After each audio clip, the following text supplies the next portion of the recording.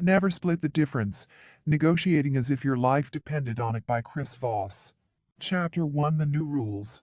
I was intimidated. I'd spent more than 2 decades in the FBI, including 15 years negotiating hostage situations from New York to the Philippines and the Middle East, and I was on top of my game. At any given time, there are 10,000 FBI agents in the Bureau, but only one lead international kidnapping negotiator. That was me. But I never experienced a hostage situation so tense, so personal. We've got your son, Voss. Give us $1 million or he dies. Pause. Blink. Mindfully urge the heart rate back to normal.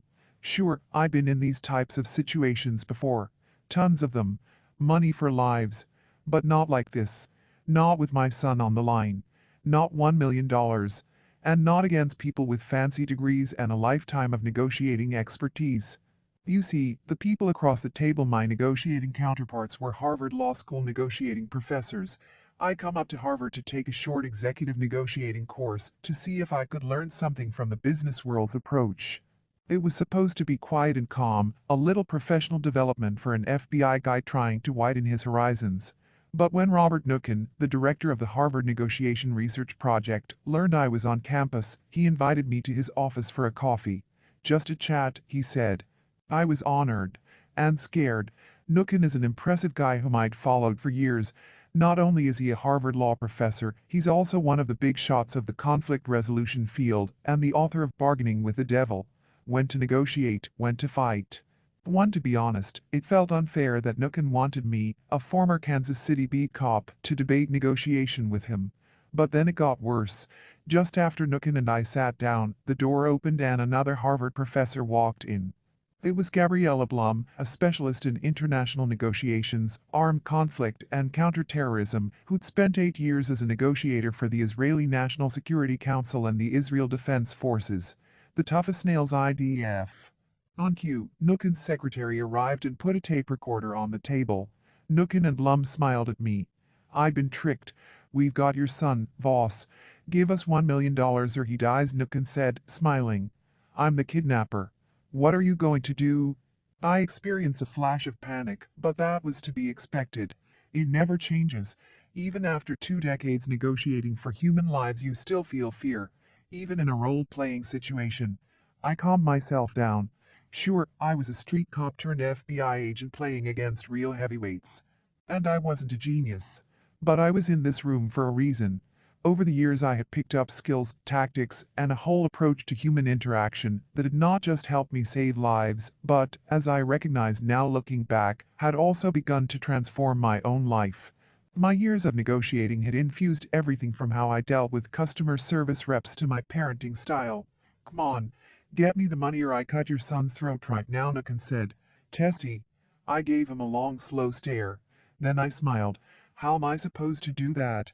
Nookin paused. His expression had a touch of amused pity in it, like a dog when the cat it's been chasing turns around and tries to chase it back.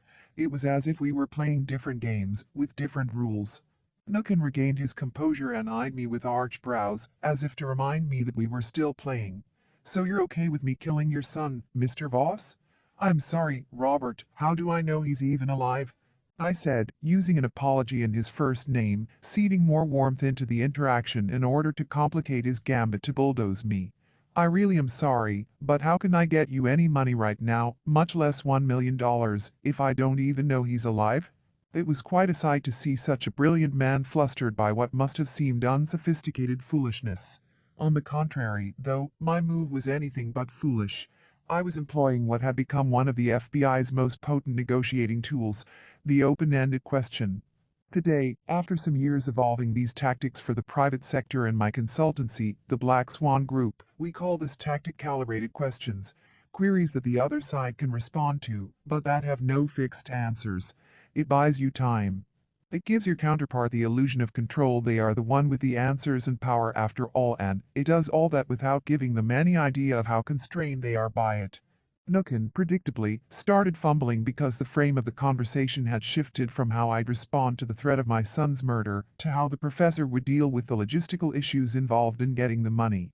How he would solve my problems. To every threat and demand he made, I continued to ask how I was supposed to pay him, and how was I supposed to know that my son was alive. After we'd been doing that for 3 minutes, Gabriella Blum interjected. Don't let him do that to you, she said to Nukin. Well, you try, he said, throwing up his hands. Blum dove in. She was tougher from her years in the Middle East. But she was still doing the bulldozer angle, and all she got were my same questions. Nukin rejoined the session, but he got nowhere either. His face started to get red with frustration. I could tell the irritation was making it hard to think. Okay, Bob. That's all I said, putting him out of his misery. He nodded. My son would live to see another day. Fine, he said. I suppose the FBI might have something to teach us. I had done more than just hold my own against two of Harvard's distinguished leaders. I had taken on the best of the best and come out on top. But was it just a fluke? For more than 3 decades, Harvard had been the world epicenter of negotiating theory and practice. All I knew about the techniques we used at the FBI was that they worked. In the 20 years I spent at the Bureau, we designed a system that had successfully resolved almost every kidnapping we applied it to. But we didn't have grand theories. Our techniques were the products of experiential learning. They were developed by agents in the field, negotiating through crisis and sharing stories of what succeeded and what failed. It was an iterative process, not an intellectual one, as we refined the tools we used day after day. And it was urgent. Our tools had to work, because if they didn't, someone died. But why did they work? That was the question that drew me to Harvard, to that office with Nukin and Blum. I lacked confidence outside my narrow world.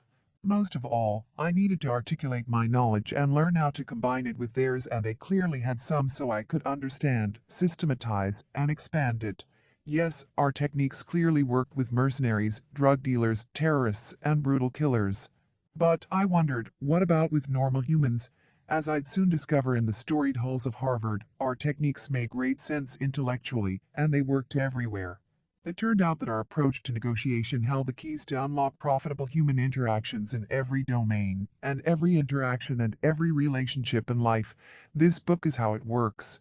The smartest dumb guy in the room to answer my questions. A year later, in 2006, I talked my way into Harvard Law School's winter negotiation course. The best and brightest compete to get into this class, and it was filled with brilliant Harvard students getting law and business degrees, and hotshot students from other top Boston universities, like the Massachusetts Institute of Technology and Tufts, the Olympic trials for negotiating. And I was the only outsider. The first day of the course, all 144 of us piled into a lecture hall for an introduction, and then we split into 4 groups, each led by a negotiation instructor. After we'd had a chat with our instructor, mine was named Sheila Heen, and she's a good buddy to this day. We were partnered off in pairs and sent into mock negotiations. Simple. One of us was selling a product, the other was the buyer, and each had clear limits on the price they could take. My counterpart was a languid reed named Andy, a pseudonym, one of those guys who wear their intellectual superiority like they wear their khakis, with relaxed confidence. He and I went into an empty classroom overlooking one of those English-style squares on Harvard's campus, and we each used the tools we had. Andy would throw out an offer and give a rationally airtight explanation for why it was a good one, an inescapable logic trap, and I'd answer with some variation of how am I supposed to do that. We did this a bunch of times until we got to a final figure. When we left, I was happy. I thought I'd done pretty well for a dumb guy. After we all regrouped in the classroom, Sheila went around the students and asked what price each group had agreed on, and then wrote the result on the board. Finally, it was my turn. Chris, how did you do with Andy? She asked. How much did you get? I'll never forget Sheila's expression when I told her what Andy had agreed to pay. Her whole face first went red, as if she couldn't breathe, and then out popped a little strangled gasp like a baby bird's hungry cry. Finally, she started to laugh. Andy squirmed. You got literally every dime he had, she said, and in his brief, he was supposed to hold a quarter of it back in reserve for future work. Andy sank deep in his chair. The next day the same thing happened with another partner. I mean, I absolutely destroyed the guy's budget. It didn't make sense. The lucky one-off was one thing. But this was a pattern. With my old-school, experiential knowledge, I was killing guys who knew every cutting-edge trick you could find in a book. The thing was, it was the cutting-edge techniques these guys were using that felt dated and old. I felt like I was Roger Federer, and I had used a time machine to go back to the 1920s to play in a tennis tournament of distinguished gentlemen who wore white pantsuits and used wood rackets, and had part-time training regimens. There I was with my titanium alloy racket and dedicated personal trainer and computer strategized serve and volley plays. The guys I was playing were just as smart actually, more so, and we were basically playing the same game with the same rules. But I had skills they didn't. You're getting famous for your special style, Chris, Sheila said, after I announced my second day's results. I smiled like the Cheshire Cat. Winning was fun. Chris, why don't you tell everybody your approach, Sheila said. It seems like all you do to these Harvard Law School students is say no and stare at them, and they fall apart. Is it really that easy? I knew what she meant. While I wasn't actually saying no, the questions I kept asking sounded like it. They seemed to insinuate that the other side was being dishonest and unfair, and that was enough to make them falter and negotiate with themselves. Answering my calibrated questions demanded deep emotional strengths and tactical psychological insights that the toolbox they'd been given did not contain. I shrugged. I'm just asking questions, I said. It's a passive-aggressive approach. I just ask the same 3 or 4 open-ended questions over and over and over and over. They get worn out answering and give me everything I want. Andy jumped in his seat as if he'd been stung by a bee. Damn, he said. That's what happened. I had no idea. By the time I'd finished my winter course at Harvard, I'd actually become friends with some of my fellow students. Even with Andy. If my time at Harvard showed me anything, it was that we at the FBI had a lot to teach the world about negotiating. In my short stay I realized that without a deep understanding of human psychology, without the acceptance that we are all crazy, irrational, impulsive, emotionally driven animals, all the raw intelligence and mathematical logic in the world does little help in the fraught, shifting interplay of two people negotiating. Yes, perhaps we are the only animal that haggles. A monkey does not exchange a portion of his banana for another's nuts, but no matter how we dress up our negotiations and mathematical theories, we are always an animal. Always acting and reacting first and foremost from our deeply held but mostly invisible and inchoate fears, needs, perceptions, and desires. That's not how these folks at Harvard learned it, though. Their theories and techniques all had to do with intellectual power, logic, authoritative acronyms like BATNA and ZOPA, rational notions of value, and a moral concept of what was fair and what was not. And built on top of this false edifice of rationality was, of course, process. They had a script to follow, a predetermined sequence of actions, offers, and counteroffers designed in a specific order to bring about a particular outcome. It was as if they were dealing with a robot, that if you did A, B, C, and D in a certain fixed order, you would get X. But in the real world, negotiation is far too unpredictable and complex for that. You may have to do a then D, and then maybe Q. If I could dominate the country's brightest students with just one of the many emotionally attuned negotiating techniques I had developed and used against terrorists and kidnappers, why not apply them to business? What was the difference between bank robbers who took hostages and CEOs who use hardball tactics to drive down the price of a billion-dollar acquisition? After all, kidnappers are just businessmen trying to get the best price. Old-school negotiation, hostage-taking, and therefore hostage negotiating has existed since the dawn of recorded time. The Old Testament spins plenty of tales of Israelites and their enemies taking each other's citizens hostage as spoils of war. The Romans, for their part, used to force the princes of vassal states to send their sons to Rome for their education, to ensure the continued loyalty of the princes. But until the Nixon administration, hostage negotiating as a process was limited to sending in troops and trying to shoot the hostages free. In law enforcement, our approach was pretty much to talk until we figured out how to take them out with a gun. Brute force. Then a series of hostage disasters forced us to change. In 1971, 39 hostages were killed when the police tried to resolve the Attica prison riots in upstate New York with guns. Then at the 1972 Olympics in Munich, 11 Israeli athletes and coaches were killed by their Palestinian captors after a botched rescue attempt by the German police. But the greatest inspiration for institutional change in American law enforcement came on an airport tarmac in Jacksonville, Florida, on October 4, 1971. The United States was experiencing an epidemic of airline hijackings at the time. There were 5 in one 3-day period in 1970. It was in that charged atmosphere that an unhinged man named George Gift Jr. hijacked a chartered plane out of Nashville, Tennessee, planning to head to the Bahamas. By the time the incident was over, Giff had murdered 2 hostages, his estranged wife, and the pilot, and killed himself to boot. But this time the blame didn't fall on the hijacker. Instead, it fell squarely on the FBI. Two hostages had managed to convince Gift to let them go on the tarmac in Jacksonville, where they'd stopped to refuel.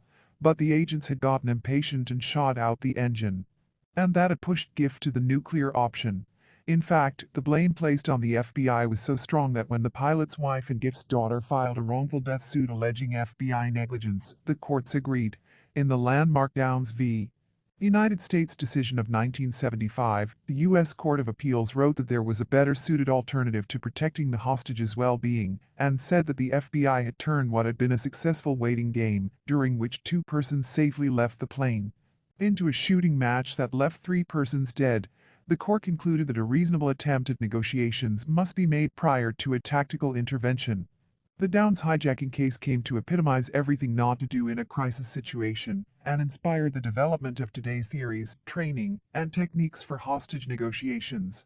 Soon after the Gift tragedy, the New York City Police Department, NYPD, became the first police force in the country to put together a dedicated team of specialists to design a process and handle crisis negotiations. The FBI and others followed. A new era of negotiation had begun. Hart vs.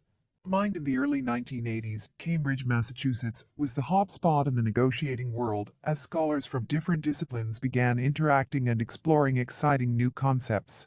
The big leap forward came in 1979, when the Harvard Negotiation Project was founded with a mandate to improve the theory, teaching, and practice of negotiation so that people could more effectively handle everything from peace treaties to business mergers.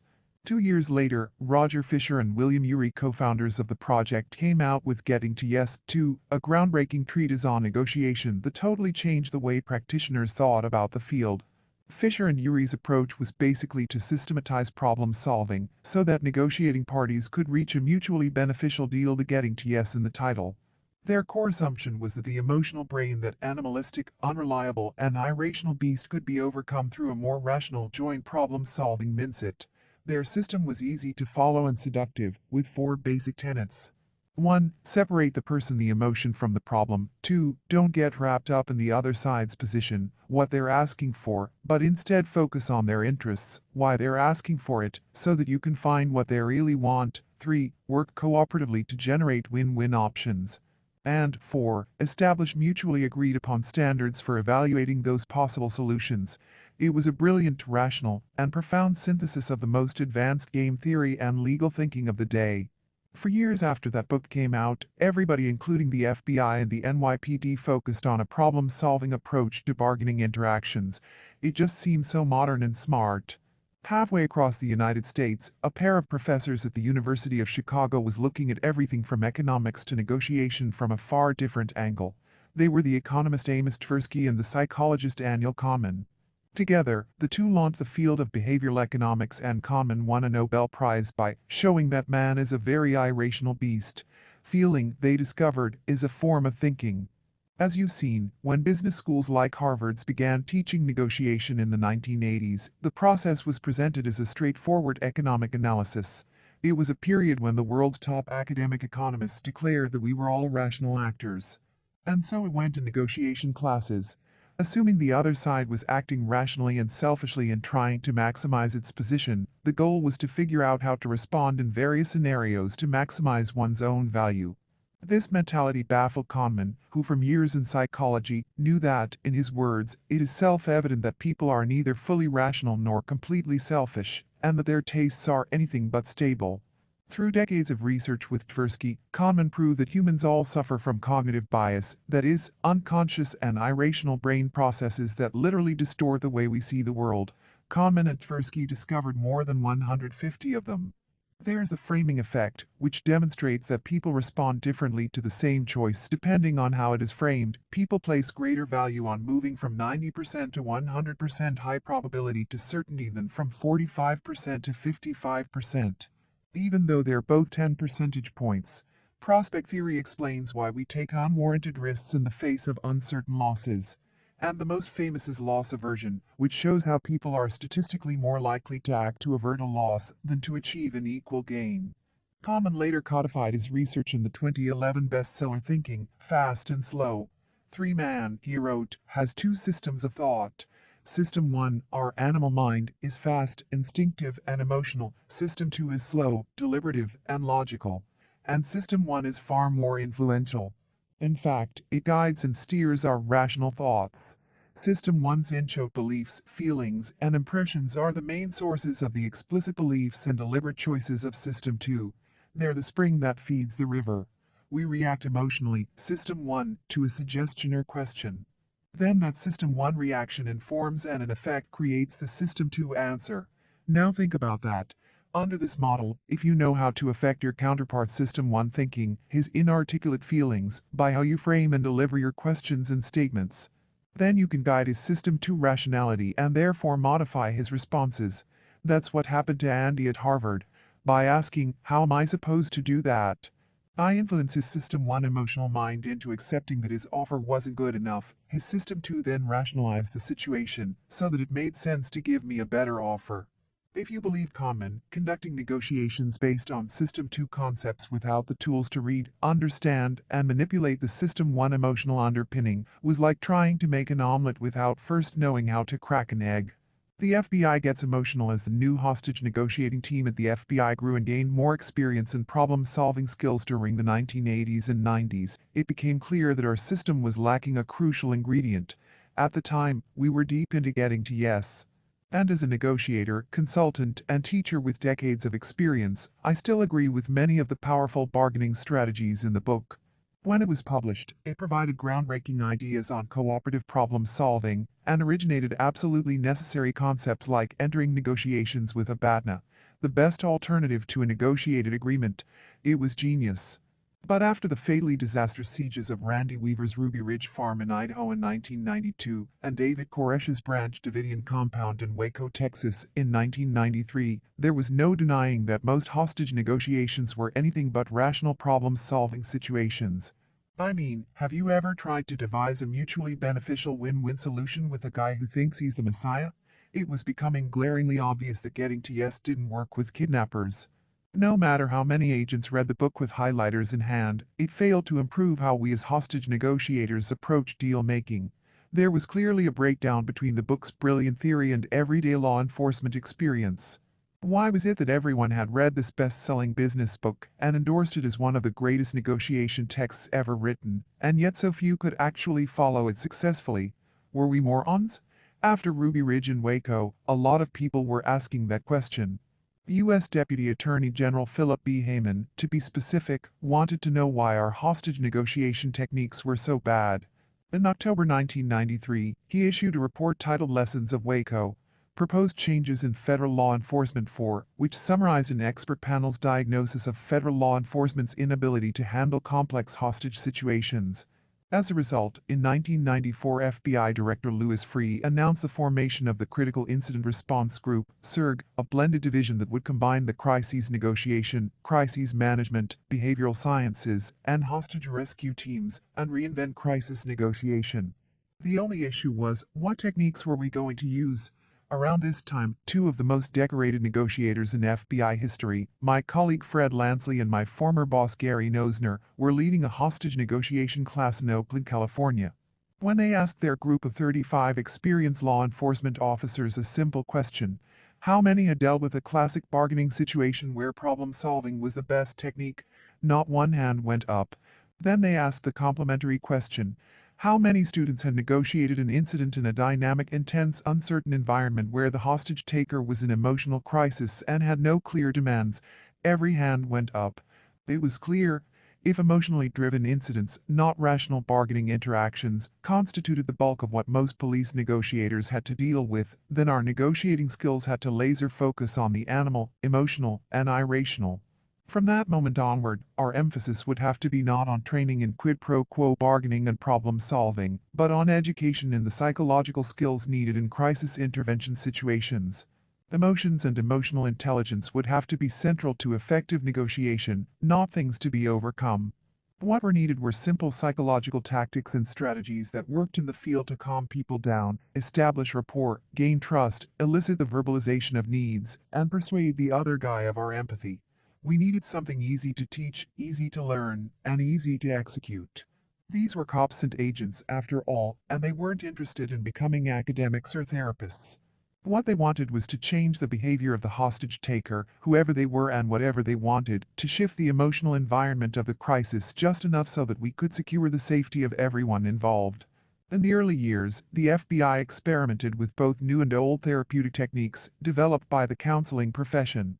These counseling skills were aimed at developing positive relationships with people by demonstrating an understanding of what they're going through and how they feel about it.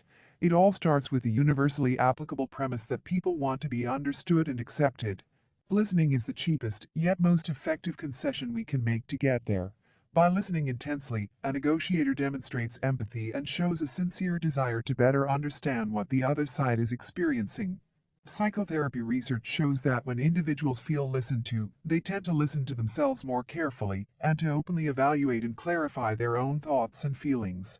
In addition, they tend to become less defensive and oppositional and more willing to listen to other points of view, which gets them to the calm and logical place where they can be good getting to yes problem solvers.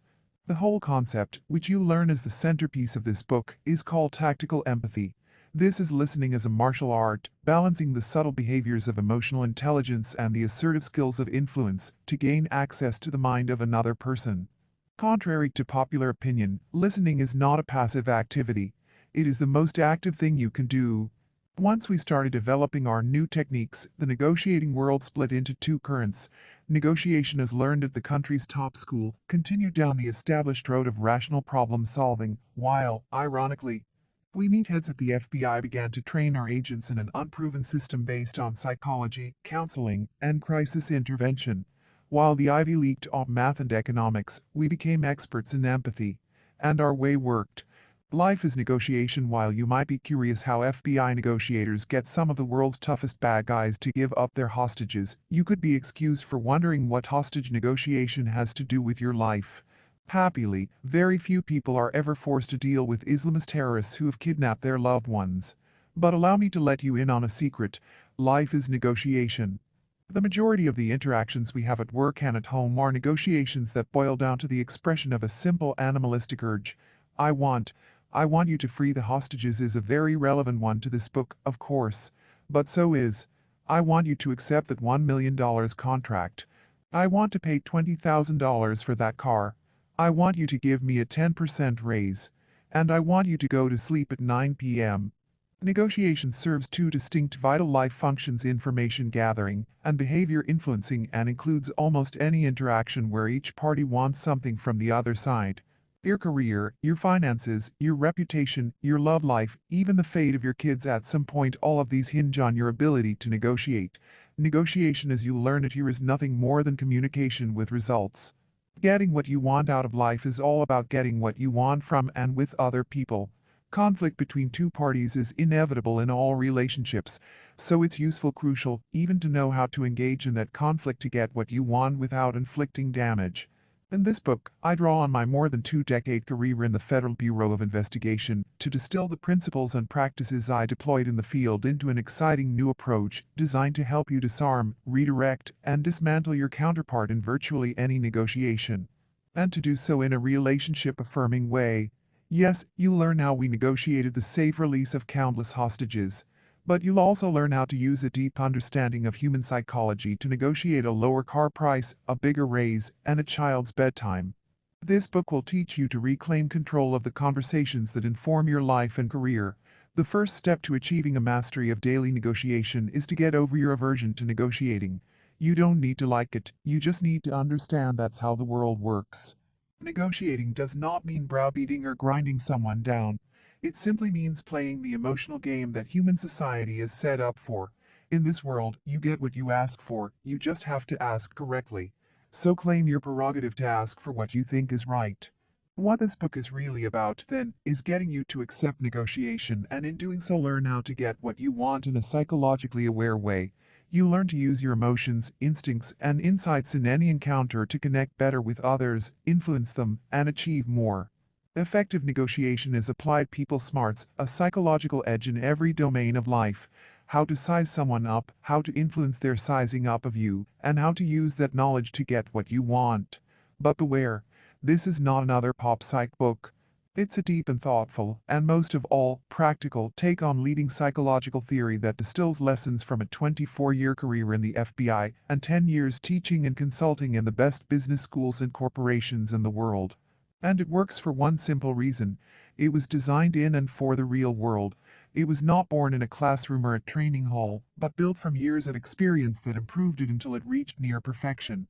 Remember, a hostage negotiator plays a unique role. He has to win. Can you say to a bank robber, okay, you've taken 4 hostages. Let's split the difference, give me 2, and we'll call it a day? No. A successful hostage negotiator has to get everything he asks for, without giving anything back of substance, and do so in a way that leaves the adversaries feeling as if they have a great relationship. His work is emotional intelligence on steroids. Those are the tools you learn here. The book like a contractor building a house, this book is constructed from the ground up. First comes the big slabs of foundation, then the necessary load-bearing walls, the elegant but impermeable roof, and the lovely interior decorations. Each chapter expands on the previous one. First you'll learn the refined techniques of this approach to active listening, and then you'll move on to specific tools, turns of phrase, the ins and outs of the final act haggling, and, finally, how to discover the rarity that can help you achieve true negotiating greatness. The Black Swan. In Chapter 2, you'll learn how to avoid the assumptions that blind neophyte negotiators and replace them with active listening techniques like mirroring, silences, and the late-night FM DJ voice. You'll discover how to slow things down and make your counterpart feel safe enough to reveal themselves, to discern between wants, aspirations, and needs, the bare minimum for a deal, and to laser focus on what the other party has to say. Chapter 3 will delve into tactical empathy. You learn how to recognize your counterpart's perspective and then gain trust and understanding through labeling, that is, by repeating that perspective back to them. You'll also learn how to defuse negative dynamics by bringing them into the open. Finally, I'll explain how to disarm your counterpart's complaints about you by speaking them aloud in an accusation audit. Next, in Chapter 4, I'll examine ways to make your counterpart feel understood and positively affirmed in a negotiation, in order to create an atmosphere of unconditional positive regard. Here, you learn why you should strive for "that's right" instead of "yes" at every stage of a negotiation, and how to identify, re-articulate, and emotionally affirm your counterpart's worldview with summaries and paraphrasing. Chapter 5 teaches the flip side of getting to yes. You'll learn why it's vitally important to get to no, because no starts the negotiation. You'll also discover how to step out of your ego and negotiate in your counterpart's world, the only way to achieve an agreement the other side will implement. Finally, you'll see how to engage your counterpart by acknowledging their right to choose, and you'll learn an email technique that ensures that you'll never be ignored again. In Chapter 6, you'll discover the art of bending reality. That is, I'll explain a variety of tools for framing a negotiation in such a way that your counterpart will unconsciously accept the limits you place on the discussion. You'll learn how to navigate deadlines to create urgency, employ the idea of fairness to nudge your counterpart, and anchor their emotions so that not accepting your offer feels like a loss. After this, Chapter 7 is dedicated to that incredibly powerful tool I used at Harvard: calibrated questions, the queries that begin with how or what. By eliminating yes and no answers, they force your counterpart to apply their mental energy to solving your problems. In Chapter 8, I demonstrate how to employ these calibrated questions to guard against failures in the implementation phase. Yes, as I always say, is nothing without how. You'll also discover the importance of nonverbal communication, how to use how questions to gently say no, how to get your counterparts to bid against themselves, and how to influence the deal killers when they're not at the table. At a certain point, every negotiation gets down to the brass tacks, that is, to old-school haggling. Chapter 9 offers a step-by-step process for effective bargaining, from how to prepare to how to dodge an aggressive counterpart, and how to go on the offensive.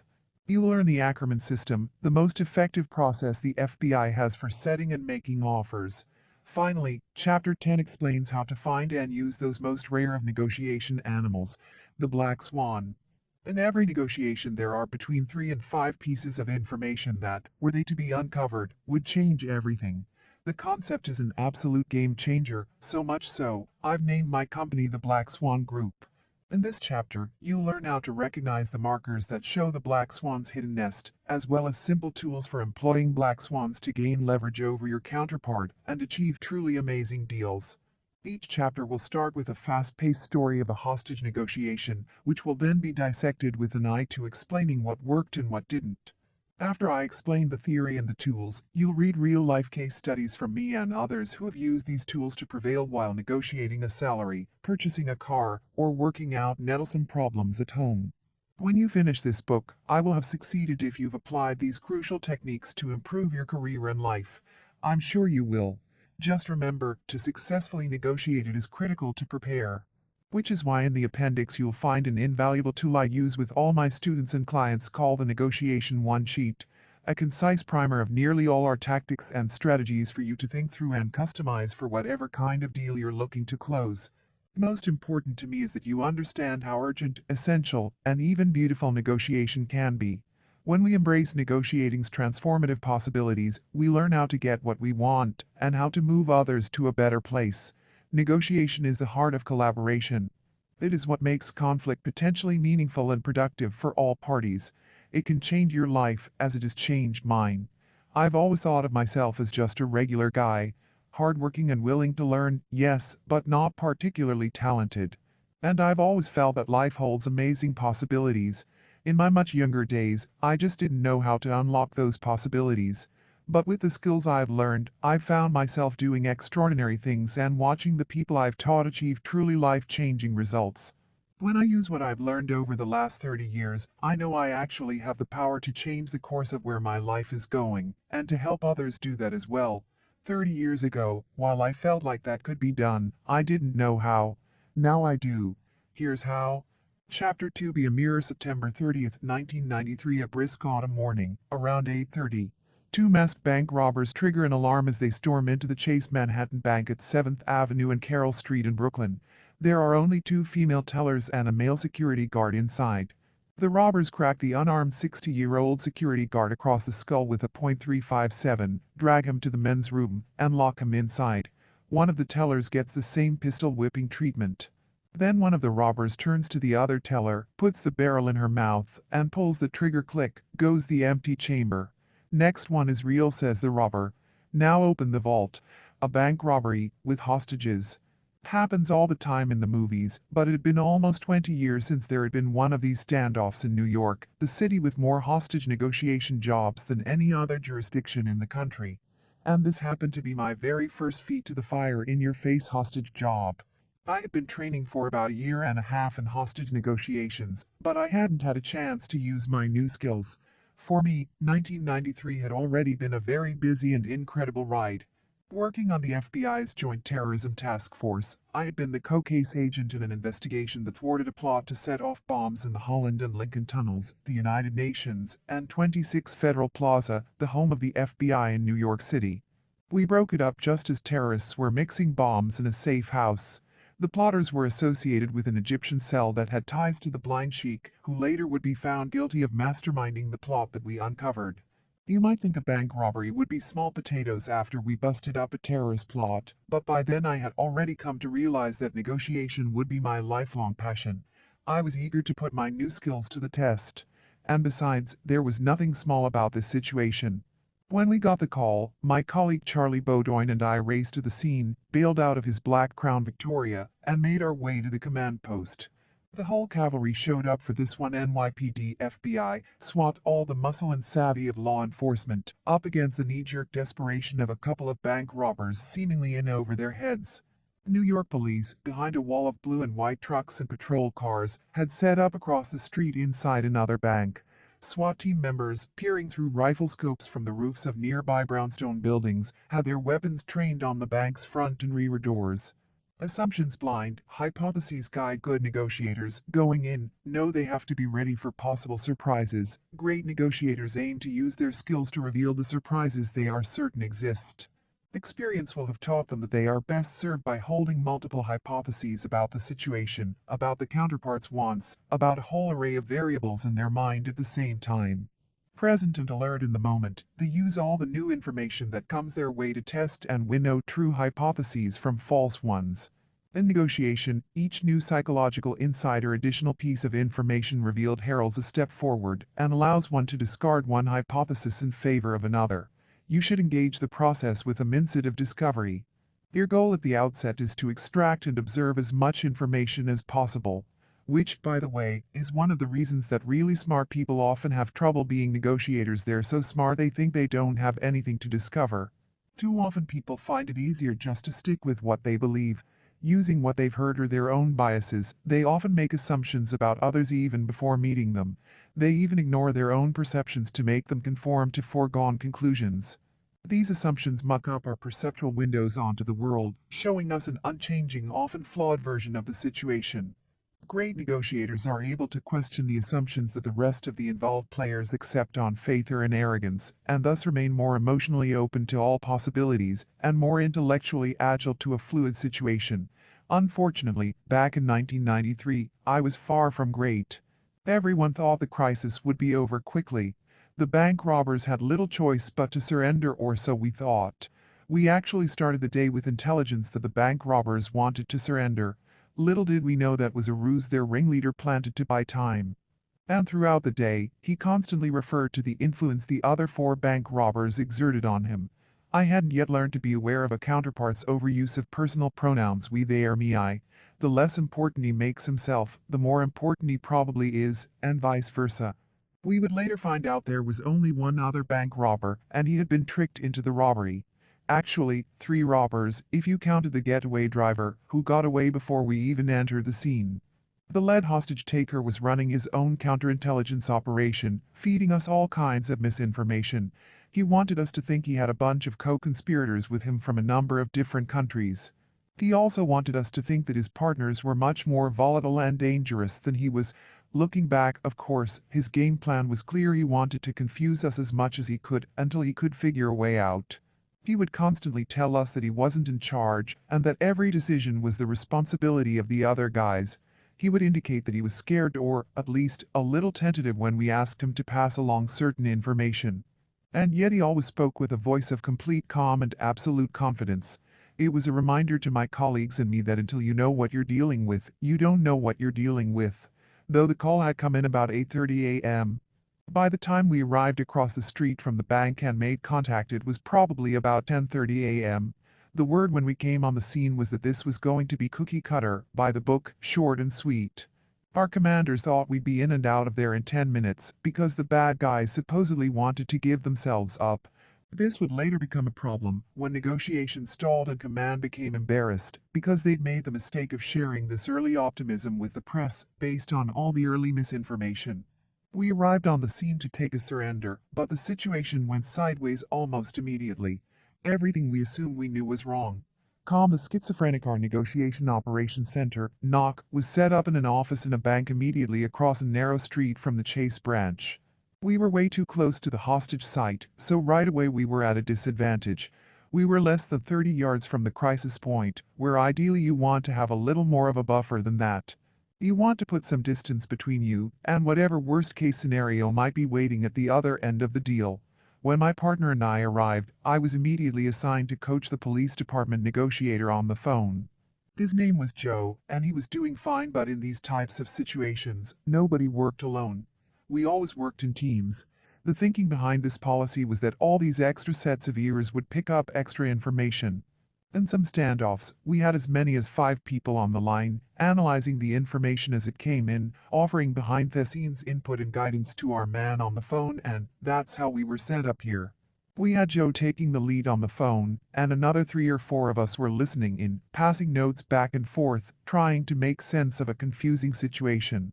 One of us was trying to gauge the mood of the bad guy taking the lead on the other end, and another was listening in for clues or tells that might give us a better read on what we were facing, and so on. Students of mine balk at this notion, asking, seriously, do you really need a whole team to hear someone out?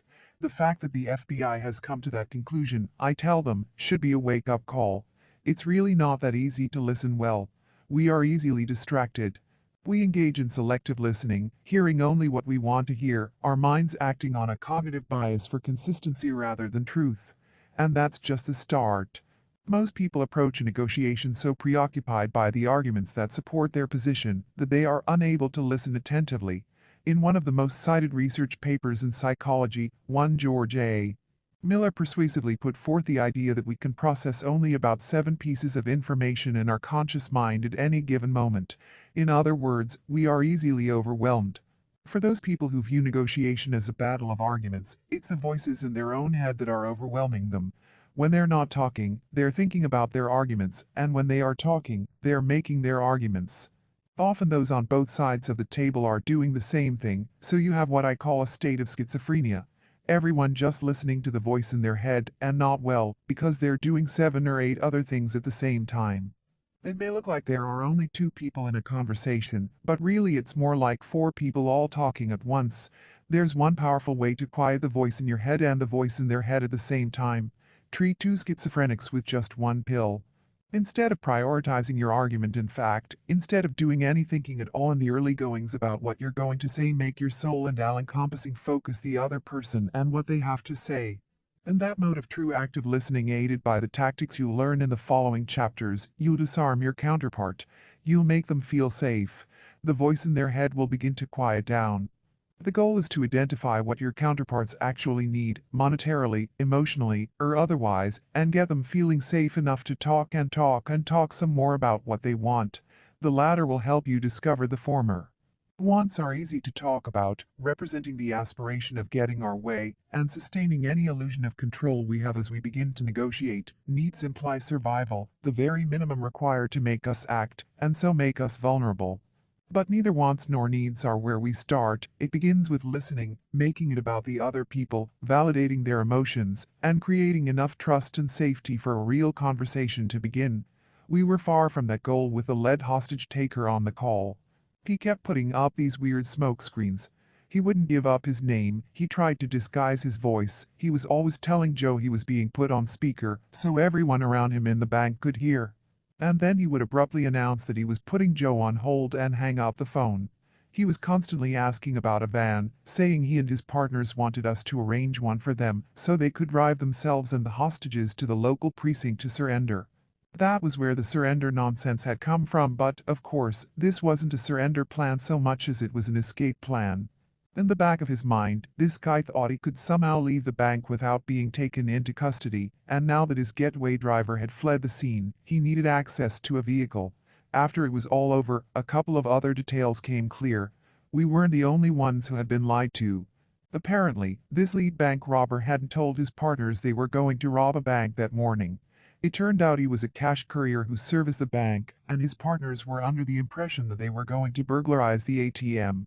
They didn't sign up for taking hostages, so we learned that this guy's co-conspirators were also hostages, in a way. They were caught up in a bad situation they didn't see coming, and, in the end, it was this disconnect among the hostage takers that helped us to drive a wedge between them and put an end to the stalemate. Slow it down. The leader wanted to make us think he and his partners were taking good care of his hostages, but in reality the security guard was out of the picture, and the second bank teller had run to the bank basement to hide. Whenever Joe said he wanted to talk to the hostages, the hostage taker would stall and make it seem like there was this frenzy of activity going on inside the bank, going to ridiculous lengths to tell us how much time and energy he and his cohorts were spending on taking good care of the hostages. Very often, the leader would use this as a reason to put Joe on hold, or to end a call. He'd say, "The girls need to go to the bathroom," or "The girls want to call their families," or "The girls want to get something to eat."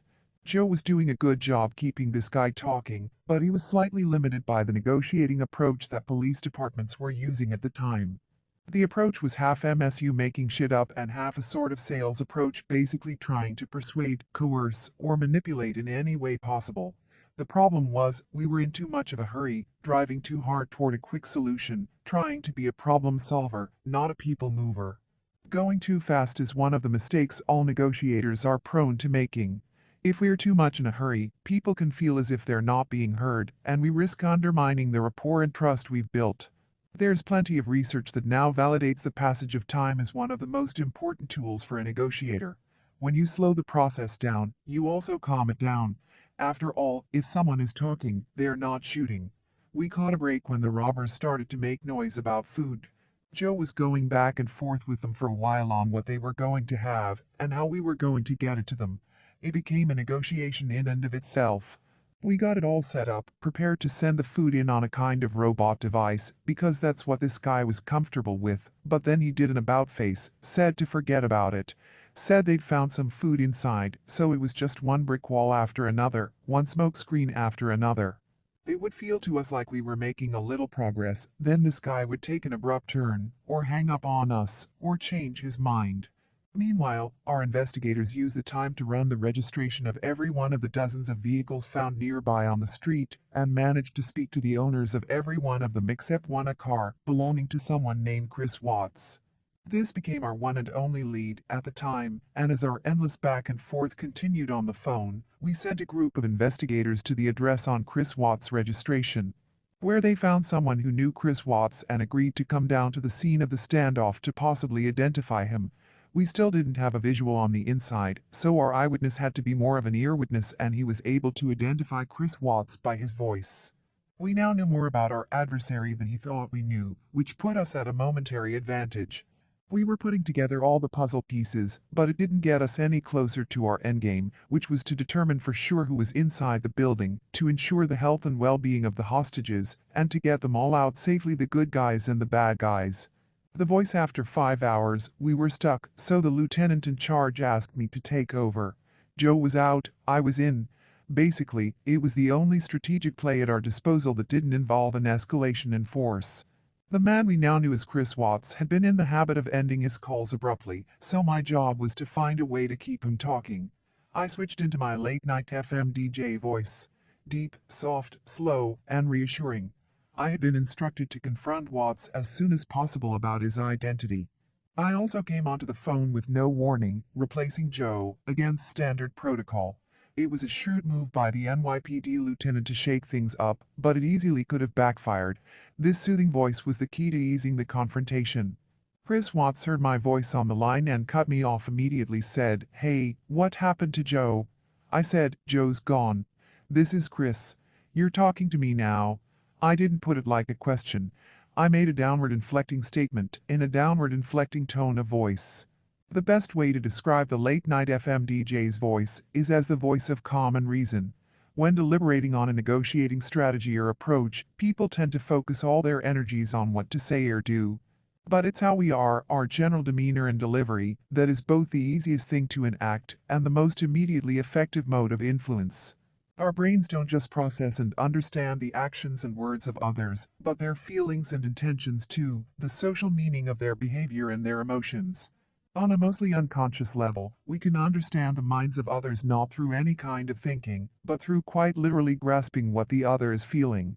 Think of it as a kind of involuntary neurological telepathy, each of us in every given moment, signaling to the world around us, whether we are ready to play or fight, laugh or cry. When we radiate warmth and acceptance, conversations just seem to flow.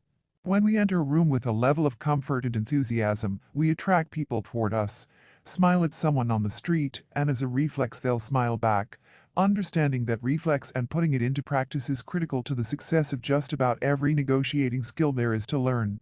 That's why your most powerful tool in any verbal communication is your voice. You can use your voice to intentionally reach into someone's brain and flip an emotional switch. Distrusting to trusting, nervous to calm. In an instant, the switch will flip just like that with the right delivery. There are essentially 3 voice tones available to negotiators: the late-night FM DJ voice, the positive playful voice, and the director assertive voice.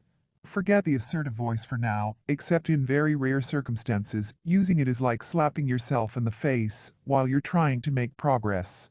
You're signaling dominance onto your counterpart, who will either aggressively or passive-aggressively push back against attempts to be controlled. Most of the time, you should be using the positive playful voice. It's the voice of an easygoing, good-natured person. Your attitude is light and encouraging. The key here is to relax and smile while you're talking. A smile, even while talking on the phone, has an impact only that the other person will pick up on. The effect these voices have are cross-cultural and never lost in translation. On a vacation to Turkey with his girlfriend, one of our instructors at the Black Swan Group was befuddled, not to mention a little embarrassed, that his partner was repeatedly getting better deals in their backstreet haggling sessions at the spice markets in Istanbul. For the merchants in such markets throughout the Middle East, bargaining is an art form. Their emotional intelligence is finely honed, and they'll use hospitality and friendliness in a powerful way to draw you in and create reciprocity that ends in an exchange of money. But it works both ways, as our instructor discovered while observing his girlfriend in action. She approached each encounter as a fun game, so that no matter how aggressively she pushed, her smile and playful demeanor prime her merchant friends to settle on a successful outcome. When people are in a positive frame of mind, they think more quickly and are more likely to collaborate and problem solve instead of fight and resist. It applies to the smiler as much as to the smiley. A smile on your face and in your voice will increase your own mental agility. Playful wasn't the move with Chris Watts. The way the late-night FM DJ voice works is that, when you inflect your voice in a downward way, you put it out there that you've got it covered. Talking slowly and clearly you convey one idea: I'm in control. When you inflect in an upward way, you invite a response. Why? Because you've brought in a measure of uncertainty. You've made a statement sound like a question. You've left the door open for the other guy to take the lead, so I was careful here to be quiet, self-assured. It's the same voice I might use in a contract negotiation when an item isn't up for discussion. If I see a work for hire clause, for example, I might say, we don't do work for hire. Just like that, plain, simple, and friendly. I don't offer up an alternative because it would beg further discussion, so I just make a straightforward declaration. That's how I played it here. I said, Joe's gone. You're talking to me now. Done deal. You can be very direct and to the point as long as you create safety by a tone of voice that says I'm okay, you're okay, let's figure things out. The tide was turning. Chris Watts was rattled, but he had a few moves left in him. One of the bad guys went down to the basement and collected one of the female bank tellers. She disappeared into the bowels of the bank at some point, but Chris Watts and his accomplice hadn't chased after her because they knew she wasn't going anywhere. Now one of the bank robbers dragged her back upstairs and put her on the phone. She said, I'm okay. That's all. I said, who's this? She said, I'm okay. I wanted to keep her talking, so I asked her name, but then, just like that, she was gone. This was a brilliant move on Chris Watts' part. It was a threat, teasing us with the woman's voice, but subtly and indirectly. It was a way for the bad guy to let us know he was calling the shots on his end of the phone without directly escalating the situation. He'd given us a proof of life, confirming that he did indeed have hostages with him who were in decent enough shape to talk on the phone, but stopped short of allowing us to gather any useful information. He'd managed to take back a measure of control. Mirroring Chris Watts came back on the phone trying to act like nothing had happened. He was a little rattled, that's for sure, but now he was talking. We've identified every car on the street and talked to all the owners except one, I said to Watts. We've got a van out here, a blue and gray van. We've been able to get a handle on the owners of all of the vehicles except this one in particular. Do you know anything about it? The other vehicle's not out there because you guys chased my driver away. He blurted. We chased your driver away? I mirrored. Well, when he seen the police he cut. We don't know anything about this guy. Is he the one who was driving the van? I asked. The mirroring continued between me and Watts, and he made a series of damaging admissions. He started vomiting information, as we now refer to it in my consulting business.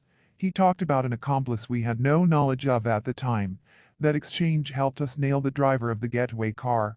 Mirroring, also called isopraxism, is essentially imitation. It's another neurobehavior humans and other animals display in which we copy each other to comfort each other. It can be done with speech patterns, body language, vocabulary, tempo, and tone of voice.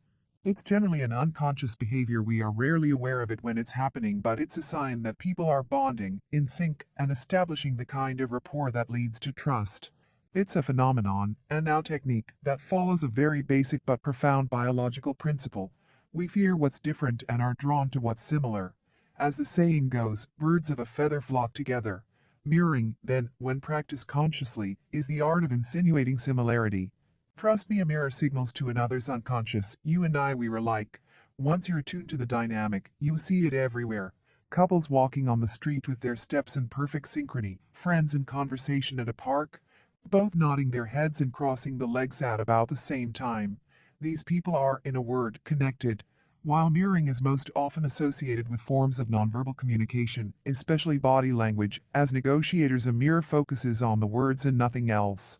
Not the body language, not the accent, Not the tone or delivery, just the words. It's almost laughably simple. For the FBI, a mirror is when you repeat the last three words, or the critical 1 to 3 words, of what someone has just said. Of the entirety of the FBI's hostage negotiation skill set, mirroring is the closest one gets to a GD mind trick. Simple, and yet uncannily effective. By repeating back what people say, you trigger this mirroring instinct, and your counterpart will inevitably elaborate on what was just said and sustain the process of connecting. Psychologist Richard Wiseman created a study using waiters to identify what was the more effective method of creating a connection with strangers, mirroring or positive reinforcement.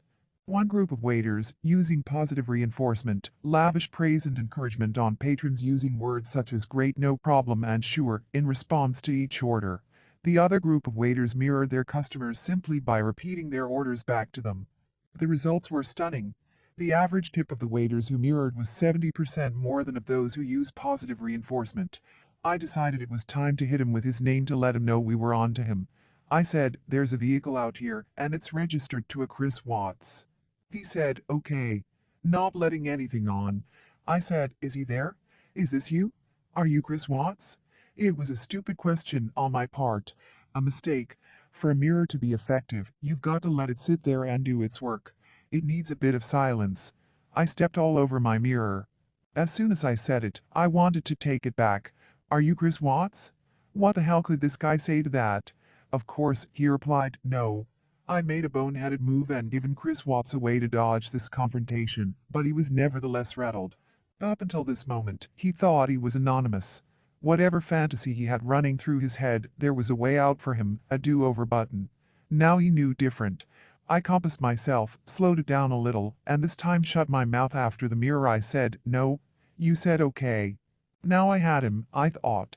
His voice went way up. He ended up blurting a few things out, vomiting more information, and became so flustered he stopped talking to me. Suddenly his accomplice, who we later learned was Bobby Goodwin, came onto the phone. We hadn't heard from this second hostage taker until now.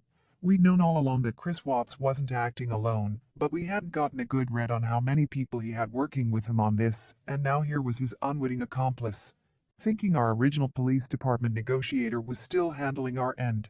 We knew this because he kept calling me Joe, which told us he'd been in the loop early on, and somewhat less involved as the stalemate dragged on. At the very least, the disconnect told me these guys weren't exactly on the same page, but I didn't jump to correct him. Another thing?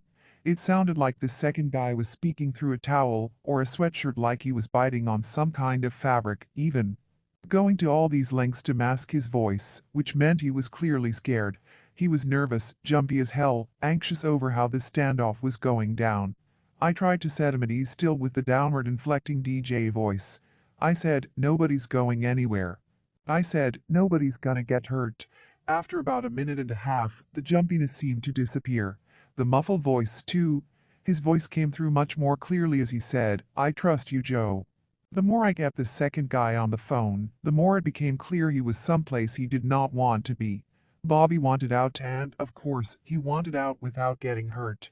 He was already in deep, but he didn't want it to get any deeper. He didn't start out that day planning to rob a bank, but it took hearing my calm voice on the other end of the phone for him to start to see a way out. The seventh largest standing army in the world was at the ready outside the bank doors. That's the size and scope of the NYPD, in full force, and their guns were fixed on him and his partner. Obviously, Bobby was desperate to step out those doors unharmed. I didn't know where Bobby was inside the bank.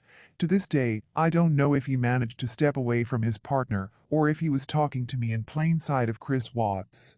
I only know that I had his full attention, and that he was looking for a way to end the standoff, or, at least, to end his role in it.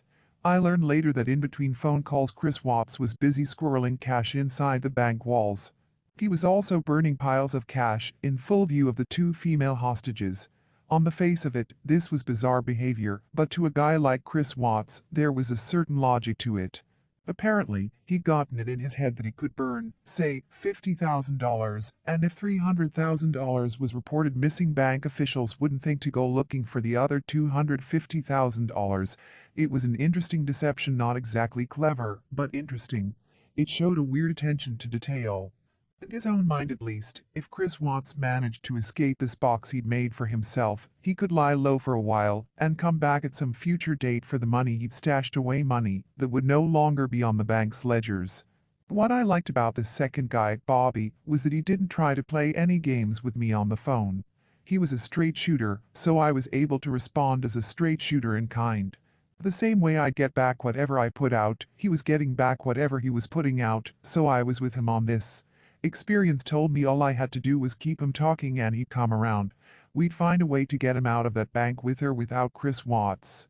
Someone on my team handed me a note. Ask him if he wants to come out. I said, do you want to come out first? I paused, remaining silent. I don't know how I do it, Bobby said finally.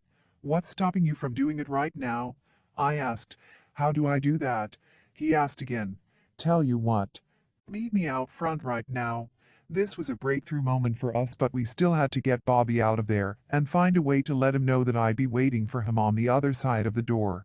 I'd given him my word that I would be the one to take his surrender and that he wouldn't get hurt, and now we had to make that happen, and very often it's this implementation phase that can be the most difficult. Our team scrambled to put a plan in place to bring this about. I started putting on bulletproof gear. We surveyed the scene, figuring I could position myself behind one of the big trucks we parked out in front of the bank to give me a measure of cover, just in case. Then we ran into one of those maddening situations where one hand didn't know what the other was doing. It turned out the bank door had been barricaded from the outside early on, in the standoff a precaution to ensure that none of the bank robbers could flee the scene. We all knew this, of course, on some level, but when the time came for Bobby to give himself up and walk out the door, it's like our brains went into sleep mode. No one on the SWAT team thought to remind anyone on the negotiating team of this one significant detail, so for a couple long beats Bobby couldn't get out, and I got a sick feeling in my stomach that whatever progress we just made with this guy would be for nothing. So there we were, scrambling to recover. Soon, two SWAT guys moved forward toward the entrance, with ballistic shields, guns drawn, to take the locks and the barricade off the door, and at this point, they still didn't know what they were facing on the other side. It was a super tense moment. There could have been a dozen guns on these two SWAT guys, but there was nothing for them to do but make their slow approach. Those guys were rock solid. They unlocked the door, backed away, and finally we were good to go. Bobby came out, his hands in the air. I'd walk him through a specific set of instructions on what to do when he came out the door, what to expect. A couple of SWAT guys patted him down. Bobby turned and looked and said, "Where's Chris? Take me to Chris." Finally, they brought him around to me, and we were able to debrief him inside our makeshift command post. This was the first we learned that there was only one other hostage taker inside, and this naturally set the commander off. I didn't learn this until later, but I could see why he would have been angry and embarrassed at this latest turn. All along, he'd been telling the media there were a bunch of bad guys inside an international assemblage of bad guys, remember? But now that it turned out it was essentially a two-man operation, and one of the bad guys had wanted no part of it, the commander looked like he didn't have a handle on the situation. But like I said, we didn't know about the commander's reaction just yet. All we knew was that we'd just gotten all this new intel, which told us we were closer to achieving our desired outcome than we had just thought. This was a positive development, something to celebrate. With what we now knew, it was going to be a whole lot easier to negotiate our way through the rest of it, and yet this commander was angry. He didn't like that he'd been played, so he turned to one of the guys from NYPD's Technical Assistance Response Unit, Teru, and commanded them to get a camera inside the bank, a MIG ...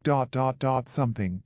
Now that I was huddled with Bobby, the commander swapped me out in favor of another primary negotiator on the phone. The new negotiator played it the same way I had, a couple of hours earlier, said, "This is Dominic. You're talking to me now." Dominic Messina was a great hostage negotiator in my view, one of the world's great closers, which was the term often used for the guy brought in to bang out the last details and secure the deal. He didn't get rattled and he was good at what he did. Matter of fact, street smart. Dominic plowed ahead, and then an amazing thing happened, a nearly disastrous amazing thing. As Chris Watts was talking to Dominic, he heard an electric tool of some kind burrowing its way through the wall behind him. It was one of our Teru guys, trying to get a bug planted inside in precisely the wrong spot, at precisely the wrong time. Chris Watts was already rattled enough as it was, his partner giving himself up like that, and leaving him to play out the siege on his own. And now, to hear our guys drilling through the wall, it just about set him off. He responded like a pit bull backed into a corner. He called Dominic a liar. Dominic was unflappable. He kept his cool as Chris Watts raged on the other end of the phone, and eventually Dominic's cool, calm demeanor brought the guy from a boil to a simmer. In retrospect, it was a fool move to try to get a bug inside the bank at this late stage born out of frustration and panic. We'd gotten one of the hostage takers out of the bank, but now we'd given back a measure of control. Startling the one remaining hostage taker, who may or may not have been a loose cannon, was absolutely not a good idea. As Dominic went to work smoothing over the situation, Chris Watts switched things up on us. He said, "What if I let a hostage go?" This came as if from nowhere. Dominic hadn't even thought to ask, but Chris Watts just offered up one of the tellers like it was no big deal, and to him, at this late stage in the standoff, I guess it wasn't. From his view, such a conciliatory move might buy him enough time to figure out a way to escape. Dominic remained calm, but seized on the opportunity. He said he wanted to talk to the hostage first to make sure everything went okay, so Chris Watts tapped one of the women and put her on the phone. The woman had been paying attention, knew there had been some sort of snafu when Bobby wanted to give himself up, so even though she was still completely terrified, she had the presence of mind to ask about the door. I remember thinking this showed a lot of brass to be terrified, held against your will, roughed up a bit, and to still have your wits about you. She said, "Are you sure you have a key to the front door?" Dominic said, "The front door's open." And it was. Ultimately, what happened was one of the women came out, unharmed, and an hour or so later the other woman followed, also unharmed. We were working on getting the bank guard out, but we couldn't be sure from the accounts of these bank tellers what kind of shape this guy might be in. We didn't even know if he was still alive. They hadn't seen him since first thing that morning. He could have had a heart attack and died. There was just no way to know. But Chris Watts had one last trick up his sleeve. He pulled a fast one on us and out of the blue, offered to come out. Maybe he thought he could catch us off guard one last time. What was strange about his sudden appearance was that he seemed to be looking about, surveying the scene, like he still thought he'd somehow elude capture. Right up until the moment the cops put the handcuffs on him, his gaze was darting back and forth, scanning for some kind of opportunity. The bright lights were on this guy, he was basically surrounded, but somewhere in the back of his scheming, racing mind, he still thought he had a chance. It was a long, long day, but it went down in the books as a success. Nobody was hurt. The bad guys were in custody. And I emerged from the experience humbled by how much more there was to learn, but at the same time, awakened to and inspired by the elemental power of emotion, dialogue, and the FBI's evolving toolbox of applied psychological tactics to influence and persuade just about anyone in any situation. In the decades since my initiation into the world of high-stakes negotiations, I've been struck again and again by how valuable these seemingly simple approaches can be. The ability to get inside the head and eventually under the skin of your counterpart depends on these techniques and a willingness to change your approach based on new evidence along the way. As I've worked with executives and students to develop these skills, I always try to reinforce the message that being right isn't the key to a successful negotiation. Having the right mince it is. How to confront and get your way without confrontation. I only half-jokingly refer to mirroring as magic or a GD mind trick, because it gives you the ability to disagree without being disagreeable. To consider just how useful it can be, think of the average workplace. Invariably there is still someone in a position of authority who arrived at that position through aggressive assertiveness, sometimes outright intimidation, with old-school top-down command and control assumptions that the boss is always right. And let's not delude ourselves. Whatever the enlightened rules of the new school, in every environment, work or otherwise, you will always have to deal with forceful type A people who prefer consent to collaboration. If you take a pit bull approach with another pit bull, you generally end up with a messy scene and lots of bruised feelings and resentment. Luckily, there's another way without all the mess. It's just 4 simple steps. 1. Use the late night FM DJ voice. 2. Start with "I'm sorry." 3. Mirror. 4. Silence, at least 4 seconds, to let the mirror work its magic on your counterpart. 5. Repeat. One of my students experienced the effectiveness of this simple process at her workplace, where her impulsive boss was known for his drive-bys. An infuriating practice by which the boss would suddenly swing by one's officer cubicle unannounced, with an urgent, poorly thought-out assignment that created a lot of unnecessary work. Past attempts at any kind of debate created immediate pushback. "There's a better way" was always interpreted by this boss as the lazy way. Such a drive-by occurred toward the end of a long consulting engagement, one that had generated literally thousands of documents. The boss, still skeptical of anything digital, wanted the security of paper copies. Popping his head into her office, the boss said, "Let's make 2 copies of all the paperwork." "I'm sorry, 2 copies?" She mirrored in response, remembering not only the DJ voice, but to deliver the mirror in an inquisitive tone. The intention behind most mirrors should be, "Please, help me understand." Every time you mirror someone, they will reword what they've said. They will never say it exactly the same way they said it the first time. Ask someone, "What do you mean by that?" And you're likely to incite irritation or defensiveness. A mirror, however, will get you the clarity you want, while signaling respect and concern for what the other person is saying. "Yes," her boss responded, "one for us and one for the customer." "I'm sorry, so you are saying that the client is asking for a copy, and we need a copy for internal use?" "Actually, I'll check with the client. They haven't asked for anything. But I definitely want a copy. That's just how I do business." "Absolutely," she responded. "Thanks for checking with the customer. Where would you like to store the in-house copy?" "There's no more space in the file room here." "It's fine. You can store it anywhere," he said, slightly perturbed now. "Anywhere?" She mirrored again, with calm concern. When another person's tone of voice or body language is inconsistent with his words, a good mirror can be particularly useful. In this case, it caused her boss to take a nice long pause, something he did not often do. My student sat silent. "As a matter of fact, you can put them in my office," he said, with more composure than he'd had the whole conversation. "I'll get the new assistant to print it for me after the project is done. For now, just create 2 digital backups." A day later her boss emailed and wrote simply, "The 2 digital backups will be fine." Not long after, I received an ecstatic email from the student. I was shocked. "I love mirrors. A week of work avoided?" Mirroring will make you feel awkward as heck when you first try it. That's the only hard part about it. The technique takes a little practice. Once you get the hang of it, though, it'll become a conversational Swiss Army knife, valuable in just about every professional and social setting. Key lessons: the language of negotiation is primarily a language of conversation and rapport, a way of quickly establishing relationships and getting people to talk and think together.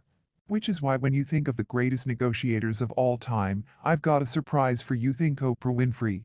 Her daily television show was a case study of a master practitioner at work, on a stage face to face with someone she has never met, in front of a crowded studio of hundreds, with millions more watching from home, and a task to persuade that person in front of her, sometimes against his or her own best interests, to talk and keep talking, ultimately sharing with the world deep dark secrets that they had held hostage in their own minds for a lifetime.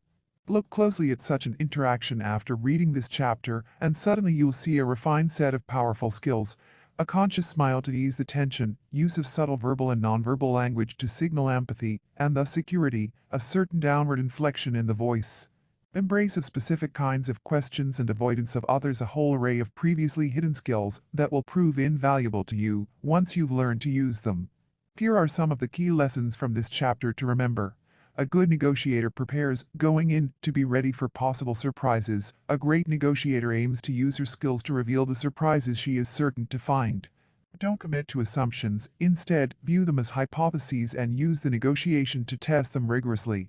People who view negotiation as a battle of arguments become overwhelmed by the voices in their head. Negotiation is not an active battle, it's a process of discovery.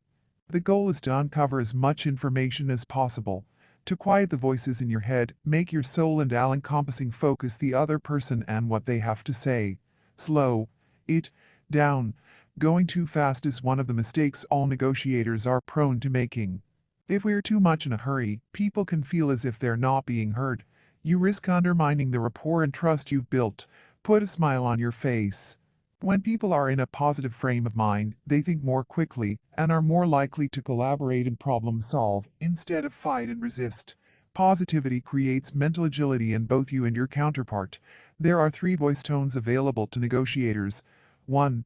The late night FM DJ voice. Use selectively to make a point.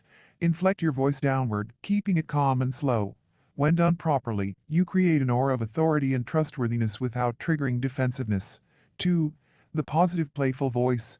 should be your default voice. It's the voice of an easygoing, good-natured person. Your attitude is light and encouraging. The key here is to relax and smile while you're talking. 3. The direct or assertive voice, used rarely, will cause problems and create pushback. Mirrors work magic. Repeat the last 3 words, or the critical 1 to 3 words, of what someone has just said. We fear what's different and are drawn to what's similar. Mirroring is the art of insinuating similarity, which facilitates bonding. Use mirrors to encourage the other side to empathize and bond with you. Keep people talking, buy your side time to regroup, and encourage your counterparts to reveal their strategy. Chapter 3 Don't feel their pain. Label it was 1998, and I was standing in a narrow hallway outside an apartment on the 27th floor of a high-rise in Harlem. I was the head of the New York City FBI crisis negotiation team, and that day I was the primary negotiator. The investigative squad had reported that at least 3 heavily armed fugitives were holed up inside. Several days earlier, the fugitives had used automatic weapons in a shootout with a rival gang, so the New York City FBI SWAT team was arrayed behind me, and our snipers were on nearby rooftops with rifles trained on the apartment windows. In tense situations like this, the traditional negotiating advice is to keep a poker face. Don't get emotional. Until recently, most academics and researchers completely ignored the role of emotion in negotiation. Emotions were just an obstacle to a good outcome, they said. Separate the people from the problem was the common refrain. But think about that. How can you separate people from the problem when their emotions are the problem? Especially when they are scared people with guns. Emotions are one of the main things that derail communication. Once people get upset at one another, rational thinking goes out the window. That's why, instead of denying or ignoring emotions, good negotiators identify and influence them. They are able to precisely label emotions, those of others and especially their own. And once they label the emotions, they talk about them without getting wound up. For them, emotion is a tool. Emotions aren't the obstacles, they are the means. The relationship between an emotionally intelligent negotiator and their counterpart is essentially therapeutic. It duplicates that of a psychotherapist with a patient. The psychotherapist pokes and prods to understand his patient's problems, and then turns the responses back onto the patient to get him to go deeper and change his behavior. That's exactly what good negotiators do. Getting to this level of emotional intelligence demands opening up your senses, talking less, and listening more. You can learn almost everything you need and a lot more than other people would like you to know simply by watching and listening, keeping your eyes peeled and your ears open, and your mouth shut. Think about the therapist's couch as you read the following sections. You'll see how a soothing voice, close listening, and a calm repetition of the words of your patient can get you a lot further than a cold, rational argument. It may sound touchy-feely, but if you can perceive the emotions of others, you have a chance to turn them to your advantage. The more you know about someone, the more power you have. Tactical empathy. We had one big problem that day in Harlem. No telephone number to call into the apartment. So for 6 straight hours, relieved periodically by 2 FBI agents who were learning crisis negotiation, I spoke through the apartment or I used my late-night FM DJ voice. I didn't give orders in my DJ voice or ask what the fugitives wanted. Instead, I imagined myself in their place. It looks like you don't want to come out, I said repeatedly.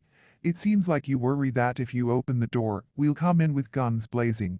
It looks like you don't want to go back to jail. For 6 hours, we got no response. The FBI coaches love my DJ voice. But was it working? And then, when we were almost completely convinced that no one was inside, a sniper on an adjacent building radioed that he saw one of the curtains in the apartment move. The front door of the apartment slowly opened. A woman emerged with her hands in front of her. I continued talking.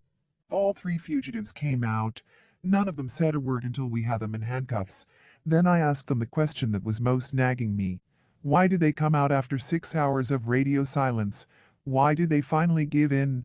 All 3 gave me the same answer. We didn't want to get caught or get shot, but you calmed us down, they said. We finally believed you wouldn't go away, so we just came out. There's nothing more frustrating or disruptive to any negotiation than to get the feeling you are talking to someone who isn't listening. Playing dumb is a valid negotiating technique, and I don't understand is a legitimate response. But ignoring the other party's position only builds up frustration and makes them less likely to do what you want. The opposite of that is tactical empathy. In my negotiating course, I tell my students that empathy is the ability to recognize the perspective of a counterpart and the vocalization of that recognition. That's an academic way of saying that empathy is paying attention to another human being, asking what they are feeling, and making a commitment to understanding their world. Notice I didn't say anything about agreeing with the other person's values and beliefs or giving out hugs. That's sympathy. What I'm talking about is trying to understand a situation from another person's perspective. One step beyond that is tactical empathy. Tactical empathy is understanding the feelings and mindset of another in the moment, and also hearing what is behind those feelings, so you increase your influence in all the moments that follow. It's bringing our attention to both the emotional obstacles and the potential pathways to getting an agreement done. It's emotional intelligence on steroids. As a cop in Kansas City, I was curious about how a select handful of veteran cops managed to talk angry, violent people out of fights, or to get them to put down their knives and guns. When I asked how they did that, I rarely got more than a shrug. They couldn't articulate what they did. But now I know the answer is tactical empathy. They were able to think from another person's point of view while they were talking with that person, and quickly assess what was driving them. Most of us enter verbal combat unlikely to persuade anyone of anything because we only know and care about our own goals and perspective. But the best officers are tuned into the other party, their audience. They know that if they empathize, they can mold their audience by how they approach and talk to them. That's why, if a corrections officer approaches an inmate expecting him to resist, he often will.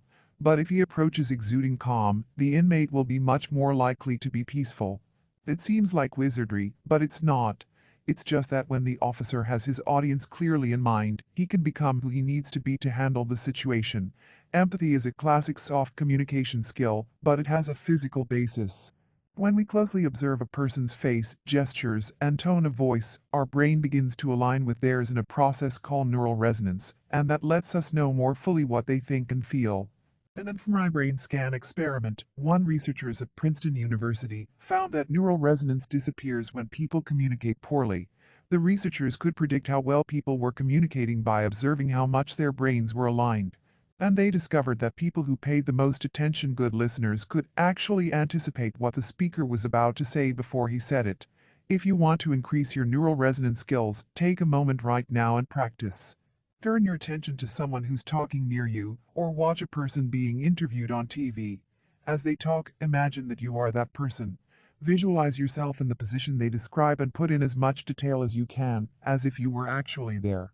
But be warned, a lot of classic deal makers will think your approach is soft-headed and weak. Just ask former Secretary of State Hillary Clinton. A few years ago during a speech at Georgetown University, Clinton advocated showing respect even for one's enemies. Trying to understand and, insofar as psychologically possible, empathize with their perspective and point of view. You can predict what happened next. A gaggle of pundits and politicians pounced on her. They called her statement inane and naive, and even a sign she had embraced the Muslim Brotherhood. Some said that she had blown her chances at a presidential run. The problem with all of that hot air is that she was right. Politics aside, empathy is not about being nice or agreeing with the other side. It's about understanding them. Empathy helps us learn the position the enemy is in, why their actions make sense to them, and what might move them. As negotiators, we use empathy because it works. Empathy is why the three fugitives came out after 6 hours of my late-night DJ voice. It's what helped me succeed at what Sun Tzu called the supreme art of war, to subdue the enemy without fighting. Labeling. Let's go back to the Harlem doorway for a minute. We didn't have a lot to go on, but if you've got three fugitives trapped in an apartment on the 27th floor of a building in Harlem, they don't have to say a word for you to know that they're worried about two things: getting killed and going to jail. So for 6 straight hours in that sweltering apartment building hallway, the two FBI negotiating students and I took turns speaking. We rotated in order to avoid verbal stumbles and other errors caused by tiredness. And we stayed relentlessly on message, all three of us saying the same thing. Now, pay close attention to exactly what we said. It looks like you don't want to come out. It seems like you worry that if you open the door, we'll come in with guns blazing. It looks like you don't want to go back to jail. We employed our tactical empathy by recognizing and then verbalizing the predictable emotions of the situation. We didn't just put ourselves in the fugitives' shoes. We spotted their feelings, turned them into words, and then very calmly and respectfully repeated their emotions back to them. In a negotiation, that's called labeling. Labeling is a way of validating someone's emotion by acknowledging it. Give someone's emotion an aim, and you identify with how that person feels. It gets you close to someone without asking about external factors you know nothing about. How's your family? Think of labeling as a shortcut to intimacy, a time-saving emotional hack. Labeling has a special advantage when your counterpart is tense. Exposing negative thoughts to daylight. It looks like you don't want to go back to jail makes them seem less frightening. In one brain imaging study, psychology professor Matthew Lieberman of the University of California, Los Angeles, found that when people are shown photos of faces expressing strong emotion, the brain shows greater activity in the amygdala, the part that generates fear. But when they are asked to label the emotion, the activity moves to the areas that govern rational thinking. In other words, labeling an emotion applying rational words to a fear disrupts its raw intensity. Labeling is a simple, versatile skill that lets you reinforce a good aspect of the negotiation or diffuse a negative one. But it has very specific rules about form and delivery. That makes it less like chatting than like a formal art such as Chinese calligraphy. For most people, it's one of the most awkward negotiating tools to use. Before they try it the first time, my students almost always tell me they expect their counterpart to jump up and shout, "Don't you dare tell me how I feel." Let me let you in on a secret. People never even notice. The first step to labeling is detecting the other person's emotional state. Outside that door in Harlem we couldn't even see the fugitives, but most of the time you'll have a wealth of information from the other person's words, tone, and body language. We call that Trinity: words, music, and dance. The trick to spotting feelings is to pay close attention to changes people undergo when they respond to external events. Most often, those events are your words. If you say, "How is the family?" and the corners of the other party's mouth turn down even when they say it's great, you might detect that all is not well. If their voice goes flat when a colleague is mentioned, there could be a problem between the two. And if your landlord unconsciously fidgets his feet when you mention the neighbors, it's pretty clear that he doesn't think much of them. We'll dig deeper into how to spot and use these cues in Chapter 9. Picking up on these tiny pieces of information is how psychics work. They size up their client's body language and ask him a few innocent questions. When they tell his future a few minutes later, they're really just saying what he wants to hear based on small details they've spotted. More than a few psychics would make good negotiators for that very reason. Once you've spotted an emotion you want to highlight, the next step is to label it aloud. Labels can be phrased as statements or questions. The only difference is whether you end the sentence with a downward or upward inflection. But no matter how they end, labels almost always begin with roughly the same words. It seems like ... it sounds like ... it looks like ... notice we said it sounds like ... and not I'm hearing that ... That's because the word I gets people's guard up. When you say I, it says you're more interested in yourself than the other person, and it makes you take personal responsibility for the words that follow and the offense they might cause. But when you phrase a label as a neutral statement of understanding, it encourages your counterpart to be responsive. They'll usually give a longer answer than just yes or no. And if they disagree with the label, that's okay. You can always step back and say, "I didn't say that was what it was. I just said it seems like that." The last rule of labeling is silence. Once you've thrown out a label, be quiet and listen. We all have a tendency to expand on what we've said. To finish, it seems like you like the way that shirt looks with a specific question like "Where did you get it?" But a label's power is that it invites the other person to reveal himself.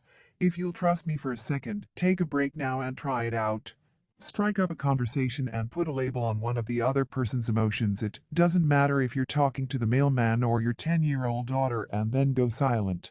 Let the label do its work. Neutralize the negative, reinforce the positive. Labeling is a tactic, not a strategy, in the same way a spoon is a great tool for stirring soup, but it's not a recipe. How you use labeling will go a long way in determining your success. Deployed well, it's how we as negotiators identify and then slowly alter the inner voices of our counterpart's consciousness to something more collaborative and trusting. First, let's talk a little human psychology. In basic terms, people's emotions have two levels. The presenting behavior is the part above the surface you can see and hear. Beneath, the underlying feeling is what motivates the behavior. Imagine a grandfather who's grumbly at a family holiday dinner. The presenting behavior is that he's cranky, but the underlying emotion is a sad sense of loneliness from his family, never seeing him. What good negotiators do when labeling is address those underlying emotions. Labeling negatives diffuses them, or defuses them. In extreme cases, labeling positives reinforces them. We'll come back to the cranky grandfather in a moment. First, though, I want to talk a little bit about anger. As an emotion, anger is rarely productive in you or the person you're negotiating with. It releases stress hormones and neurochemicals that disrupt your ability to properly evaluate and respond to situations. And it blinds you to the fact that you're angry in the first place, which gives you a false sense of confidence. That's not to say that negative feelings should be ignored. That can be just as damaging. Instead, they should be teased out. Labeling is a helpful tactic in de-escalating angry confrontations because it makes the person acknowledge their feelings rather than continuing to act out. Early on in my hostage negotiation career, I learned how important it was to go directly at negative dynamics in a fearless but deferential manner. It was to fix a situation I created myself. I'd angered the top FBI official in Canada when I entered the country without first alerting him, so he could notify the Department of State, a procedure known as country clearance. I knew I needed to call and assuage him to straighten out the situation, or I risked being expelled. Top guys like to feel on top. They don't want to be disrespected. All the more so when the office they're on isn't a sexy assignment. Bless me, Father, for I have sinned, I said when he answered the phone. There was a long pause at the other end of the line. Who's this?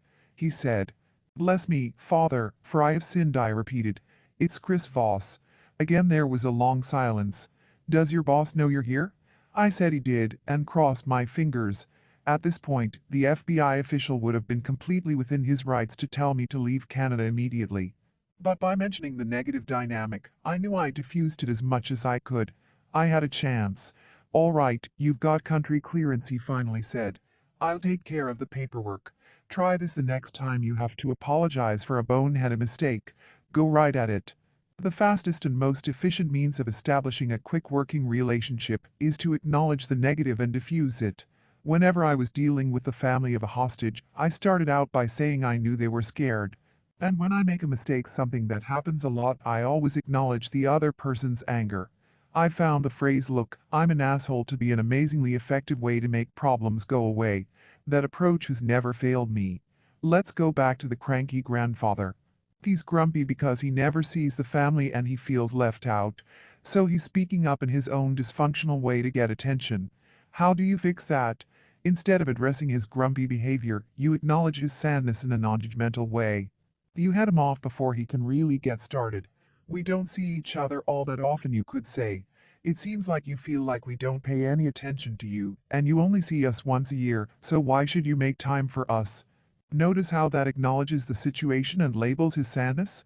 Here you can pause briefly, letting him recognize and appreciate your attempts to understand what he's feeling, and then turn the situation around by offering a positive solution. For us, this is a real treat. We want to hear what you have to talk about. We want to value this time with you because we feel left out of your life. Research shows that the best way to deal with negativity is to observe it, without reaction and without judgment. Then consciously label each negative feeling and replace it with positive, compassionate, and solution-based thoughts. One of my Georgetown University students, a guy named TJ, who worked as an assistant controller at the Washington Redskins, put that lesson to work while he was taking my negotiations class. The economy was in the toilet at the time, and Redskins season ticket holders were leaving in droves to avoid the cost. Worse, the team had been terrible the year before, and off-field player problems were alienating the fans. The team CFO was getting more worried and cranky by the day, and 2 weeks before the season was to start, he walked by TJ's desk and slammed down a folder full of paper. Better yesterday than today, he said, and walked away. Inside was a list of 40 season ticket holders who hadn't paid their bills, a USB drive with a spreadsheet about each one's situation, and a script to use when calling them. TJ saw right away that the script was a disaster. It began by saying that his colleagues had been trying to call for months, and the account had been escalated to him. I wanted to inform you, it read, that in order to receive your tickets for the upcoming season opener against the New York Giants, you will need to pay your outstanding balance in full prior to September 10. It was the stupidly aggressive, impersonal, tone-deaf style of communication that is the default for most business. It was all me from TJ, with no acknowledgement of the ticket holder's situation. No empathy. No connection. Just give me the money. Maybe I don't need to say it, but the script didn't work. TJ left messages, no one called back. A few weeks into the class, TJ rewrote the script. These weren't massive changes, and he didn't offer the fans any discounts. What he did was add subtle tweaks to make the call about the fans, their situation, and their love of the team. Now the team was your Washington Redskins, and the purpose of the call was to ensure that the team's most valuable fans, the delinquent customers, would be there at the season opener. The home field advantage created by you each and every Sunday at FedEx Field does not go unnoticed, TJ wrote. He then told them, in these difficult times, we understand our fans have been hit hard, and we are here to work with you, and ask the ticket holders to call back to talk through their unique situation. Though superficially simple, the changes TJ made in the script had a deep emotional resonance with the delinquent ticket holders. It mentioned their debt to the team, but also acknowledged the team's debt to them, and by labeling the tough economic times and the stress they were causing, it diffused the biggest negative dynamic, their delinquency, and turned the issue into something solvable. The simple changes masked a complex understanding of empathy on TJ's side. With the new script, TJ was able to set up payment plans with all the ticket holders before the Giants game. And the CFO's next visit? Well, it was far less terse. Clear the road before advertising the destination. Remember the amygdala, the part of the brain that generates fear in reaction to threats?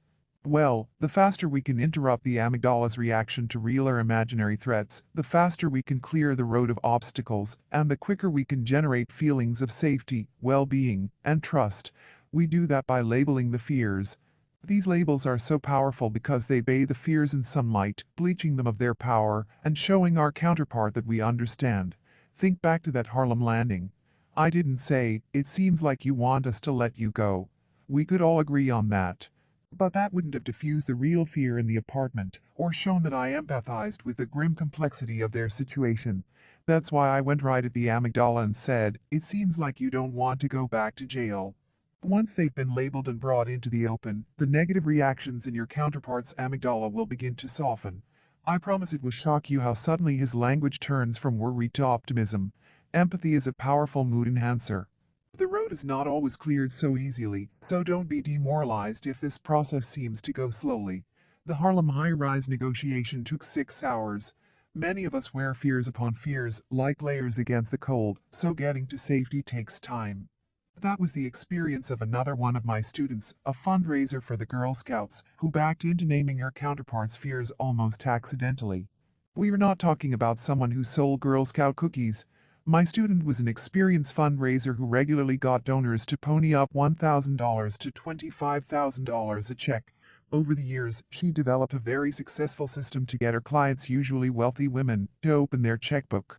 She'd invite a potential donor to her office, serve a few Girl Scouts cookies, walk her through an album of heartwarming snapshots and handwritten letters from projects that matched the woman's profile, and then collect a check when the donor's eyes lit up. It was almost easy. One day, though, she met the immovable donor. Once the woman sat down in her office, my student began to throw out the projects her research had said would fit. But the woman shook her head at one project after another. My student found herself growing perplexed at the difficult donor who had no interest in donating. But she held her emotion in check and reached back to a lesson from my recent class on labeling. I'm sensing some hesitation with these projects, she said in what she hoped was a level voice. As if she'd been uncorked, the woman exclaimed, I want my gift to directly support programming for Girl Scouts, and not anything else. This helped focus the conversation, but as my student put forth project after project that seemed to fulfill the donor's criteria, all she got was still rejection. Sensing the potential donor's growing frustration, and wanting to end on a positive note so that they might be able to meet again, my student used another label. It seems that you are really passionate about this gift, and want to find the right project reflecting the opportunities and life-changing experiences the Girl Scouts gave you. And with that, this difficult woman signed a check without even picking a specific project. You understand me, she said as she got up to leave. I trust you'll find the right project. Fear of her money being misappropriated was the presenting dynamic that the first label uncovered. But the second label uncovered the underlying dynamic. Her very presence in the office was driven by very specific memories of being a little Girl Scout, and how it changed her life. The obstacle here wasn't finding the right match for the woman. It wasn't that she was this highly finicky, hard-to-please donor. The real obstacle was that this woman needed to feel that she was understood, that the person handling her money knew why she was in that office, and understood the memories that were driving her actions. That's why labels are so powerful and so potentially transformative to the state of any conversation. By digging beneath what seems like a mountain of quibbles, details, and logistics, labels help to uncover and identify the primary emotion, driving almost all of your counterpart's behavior, the emotion that, once acknowledged, seems to miraculously solve everything else. Do an accusation audit on the first day of negotiating class each semester. I march the group through an introductory exercise called 60 Seconds or She Dies. I play a hostage taker and a student has to convince me to release my hostage within a minute. It's an icebreaker that shows me the level of my students, and it reveals to them how much they need to learn. Here's a little secret. The hostage never gets out. Sometimes students jump right in, but finding takers is usually hard because it means coming to the front of the class and competing with the guy who holds all the cards. If I just ask for a volunteer, my students sit on their hands and look away. You've been there. You can almost feel your back muscles tense as you think, oh please, don't call on me. So I don't ask. Instead, I say, in case you're worried about volunteering to role play with me in front of the class, I want to tell you in advance ... it's going to be horrible. After the laughter dies down, I then say, and those of you who do volunteer will probably get more out of this than anyone else. I always end up with more volunteers than I need. Now, look at what I did. I preface the conversation by labeling my audience's fears. How much worse can something be than horrible? I defuse them and wait, letting it sink in, and thereby making the unreasonable seem less forbidding. All of us have intuitively done something close to this thousands of times. You'll start a criticism of a friend by saying, I don't want this to sound harsh ... hoping that whatever comes next will be softened. Or you'll say, I don't want to seem like an asshole ... hoping your counterpart will tell you a few sentences later that you're not that bad. The small but critical mistake this commits is denying the negative. That actually gives it credence. In court, defense lawyers do this properly by mentioning everything their client is accused of, and all the weaknesses of their case, in the opening statement. They call this technique taking the sting out. What I want to do here is turn this into a process that, applied systematically, you can use to disarm your counterpart while negotiating everything from your son's bedtime to large business contracts. The first step of doing so is listing every terrible thing your counterpart could say about you in what I call an accusation audit. This idea of an accusation audit is really, really hard for people to get their minds around. The first time I tell my students about it, they say, oh my God. We can't do that. It seems both artificial and self-loathing. It seems like it would make things worse. But then I remind them that it's exactly what I did the first day of class when I labeled their fears of the hostage game in advance. And they all admit that none of them knew. As an example, I'm going to use the experience of one of my students, Anna, because I couldn't be more proud at how she turned what she learned in my class into $1 million. At the time, Anna was representing a major government contractor. Her firm had won a competition for a sizable government deal by partnering with a smaller company, let's call it ABC Corporation, whose CEO had a close relationship with the government client representative. Problems started right after they won the contract, though. Because ABC's relationship had been instrumental in winning the deal, ABC felt that it was owed a piece of the pie, whether it fulfilled its part of the contract or not. And so, while the contract paid them for the work of 9 people, they continually cut back support. As Anna's company had to perform ABC's work, the relationship between ABC and Anna's company fragmented into vituperative emails and bitter complaining. Facing an already low profit margin, Anna's company was forced into tough negotiations to get ABC to take a cut to 5.5 people. The negotiations left a bitter aftertaste on both sides. The vituperative email stopped, but then again all emails stopped. And no communication is always a bad sign. A few months after those painful talks, the client demanded a major rethink on the project, and Anna's firm was faced with losing serious money if it didn't get ABC to agree to further cuts. Because ABC wasn't living up to its side of the bargain, Anna's firm would have had strong contractual grounds to cut out ABC altogether. But that would have damaged Anna's firm's reputation with a very important customer and could have led to litigation from ABC. Faced with this scenario, Anna set up a meeting with ABC, where she and her partners planned to inform ABC that its pay was being cut to 3 people. It was a touchy situation, as ABC was already unhappy about the first cut. Even though she was normally an aggressive and confident negotiator, worries about the negotiations ruined Anna's sleep for weeks. She needed to extract concessions while improving the relationship at the same time. No easy task, right? To prepare, the first thing Anna did was sit down with her negotiating partner, Mark, and list every negative charge that ABC could level at them. The relationship had gone sour long before, so the list was huge.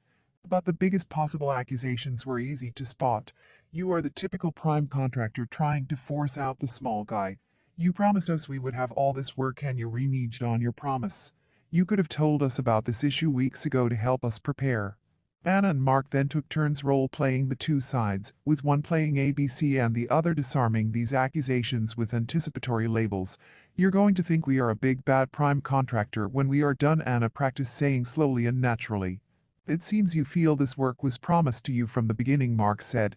They trained in front of an observer, honing their pacing, deciding at what point they would label each fear, and planning when to include meaningful pauses. It was theater. When the day of the meeting arrived, Anna opened by acknowledging ABC's biggest gripes. We understand that we brought you on board with the shared goal of having you lead this work, she said. You may feel like we have treated you unfairly, and that we changed the deal significantly since then. We acknowledge that you believe you were promised this work. This received an emphatic nod from the ABC representatives, so Anna continued by outlining the situation in a way that encouraged the ABC reps to see the firms as teammates, peppering her statements with open-ended questions that show she was listening. What else is there you feel is important to add to this? By labeling the fears and asking for input, Anna was able to elicit an important fact about ABC's fears, namely that ABC was expecting this to be a high-profit contract because it thought Anna's firm was doing quite well from the deal. This provided an entry point for Mark, who explained that the client's new demands had turned his firm's profits into losses, meaning that he and Anna needed to cut ABC's pay further, to 3 people. Angela, one of ABC's representatives, gasped. It sounds like you think we are the big bad prime contractor trying to push out the small business, Anna said, heading off the accusation before it could be made. No, we don't think that, Angela said, conditioned by the acknowledgement to look for common ground. With the negatives labeled and the worst accusations laid bare, Anna and Mark were able to turn the conversation to the contract. Watch what they do closely, as it's brilliant.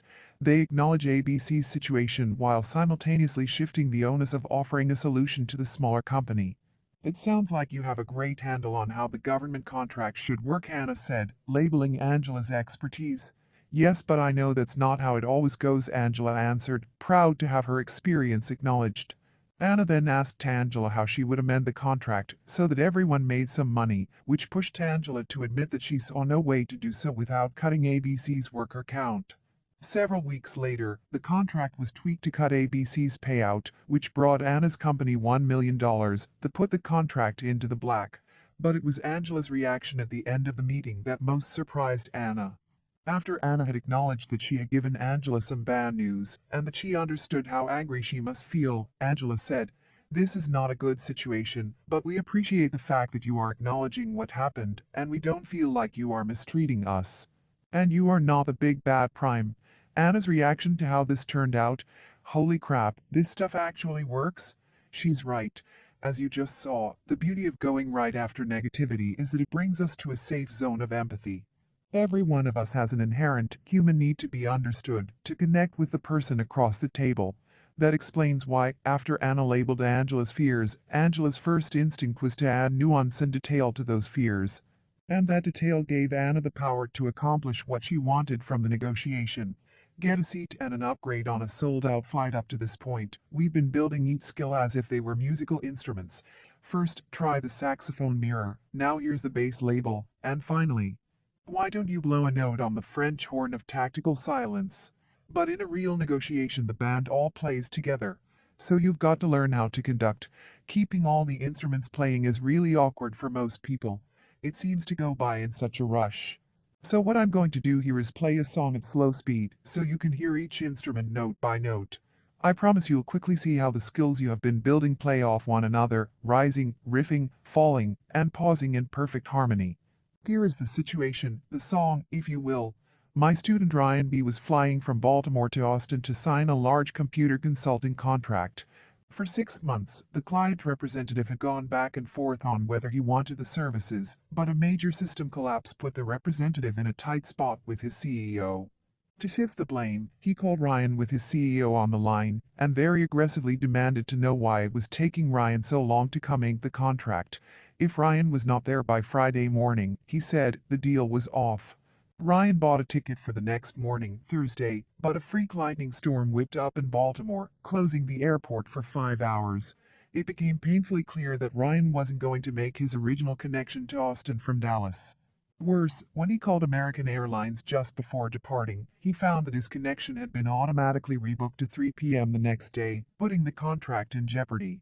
When Ryan finally got to Dallas at 8 p.m., he ran to the gate where the day's final American Airlines flight to Austin was less than 30 minutes from takeoff. His goal was to get on that flight or, at worst, get an earlier flight the next day. In front of him at the gate, a very aggressive couple was yelling at the gate agent, who was barely looking at them as she tapped on the computer in front of her. She was clearly making every effort not to scream back. After she'd said, "There's nothing I can do," 5 times, the angry couple finally gave up and left. To start, watch how Ryan turns that heated exchange to his advantage. Following on the heels of an argument is a great position for a negotiator because your counterpart is desperate for an empathetic connection. Smile, and you're already an improvement. "Hi, Wendy, I'm Ryan." It seems like they were pretty upset. This labels the negative and establishes a rapport based on empathy. This in turn encourages Wendy to elaborate on her situation, words Ryan then mirrors to invite her to go further. "Yeah, they missed their connection. We've had a fair amount of delays because of the weather." The weather?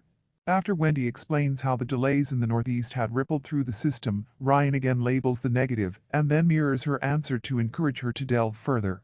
"It seems like it's been a hectic day. There've been a lot of irate consumers, you know? I mean, I get it, even though I don't like to be yelled at. A lot of people are trying to get to Austin for the big game." The big game? Utah's playing Ole Miss football, and every flight into Austin has been booked solid. Booked solid? Now let's pause. Up to this point, Ryan has been using labels and mirrors to build a relationship with Wendy. To her it must seem like idle chatter, though, because he hasn't asked for anything. Unlike the angry couple, Ryan is acknowledging her situation. His words ping-pong between "what's that?" and "I hear you," both of which invite her to elaborate. Now that the empathy has been built, she lets slip a piece of information he can use. "Yeah, all through the weekend. Though who knows how many people will make the flights. The weather's probably going to reroute a lot of people through a lot of different places."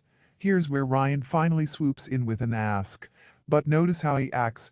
Not assertive or coldly logical, but with empathy and labeling that acknowledges her situation and tacitly puts them in the same boat. "Well, it seems like you've been handling the rough day pretty well," he says. "I was also affected by the weather delays and missed my connecting flight. It seems like this flight is likely booked solid, but with what you said, maybe someone affected by the weather might miss this connection. Is there any possibility a seat will be open?" Listen to that riff. Label, tactical empathy, label. And only then a request. At this point, Wendy says nothing and begins typing on her computer. Ryan, who's eager not to talk himself out of a possible deal, engages in some silence. After 30 seconds, Wendy prints a boarding pass and hands it to Ryan, explaining that there were a few seats that were supposed to be filled by people who would now arrive much later than the flight's departure. To make Ryan's success even better, she puts him in economy plus seating. All that in under 2 minutes. The next time you find yourself following an angry customer at a corner store or airplane line, take a moment and practice labels and mirrors on the service person. I promise they won't scream, "Don't try to control me," and burst into flames, and you might walk away with a little more than you expected. Key lessons as you try to insert the tools of tactical empathy into your daily life. I encourage you to think of them as extensions of natural human interactions and not artificial conversational tics. In any interaction, it pleases us to feel that the other side is listening and acknowledging our situation. Whether you are negotiating a business deal or simply chatting to the person at the supermarket butcher counter, creating an empathetic relationship and encouraging your counterpart to expand on their situation is the basis of healthy human interaction. These tools, then, are nothing less than emotional best practices that help you cure the pervasive ineptitude that marks our most critical conversations in life. They will help you connect and create more meaningful and warm relationships. That they might help you extract what you want is a bonus. Human connection is the first goal. With that in mind, I encourage you to take the risk of sprinkling these in every conversation you have.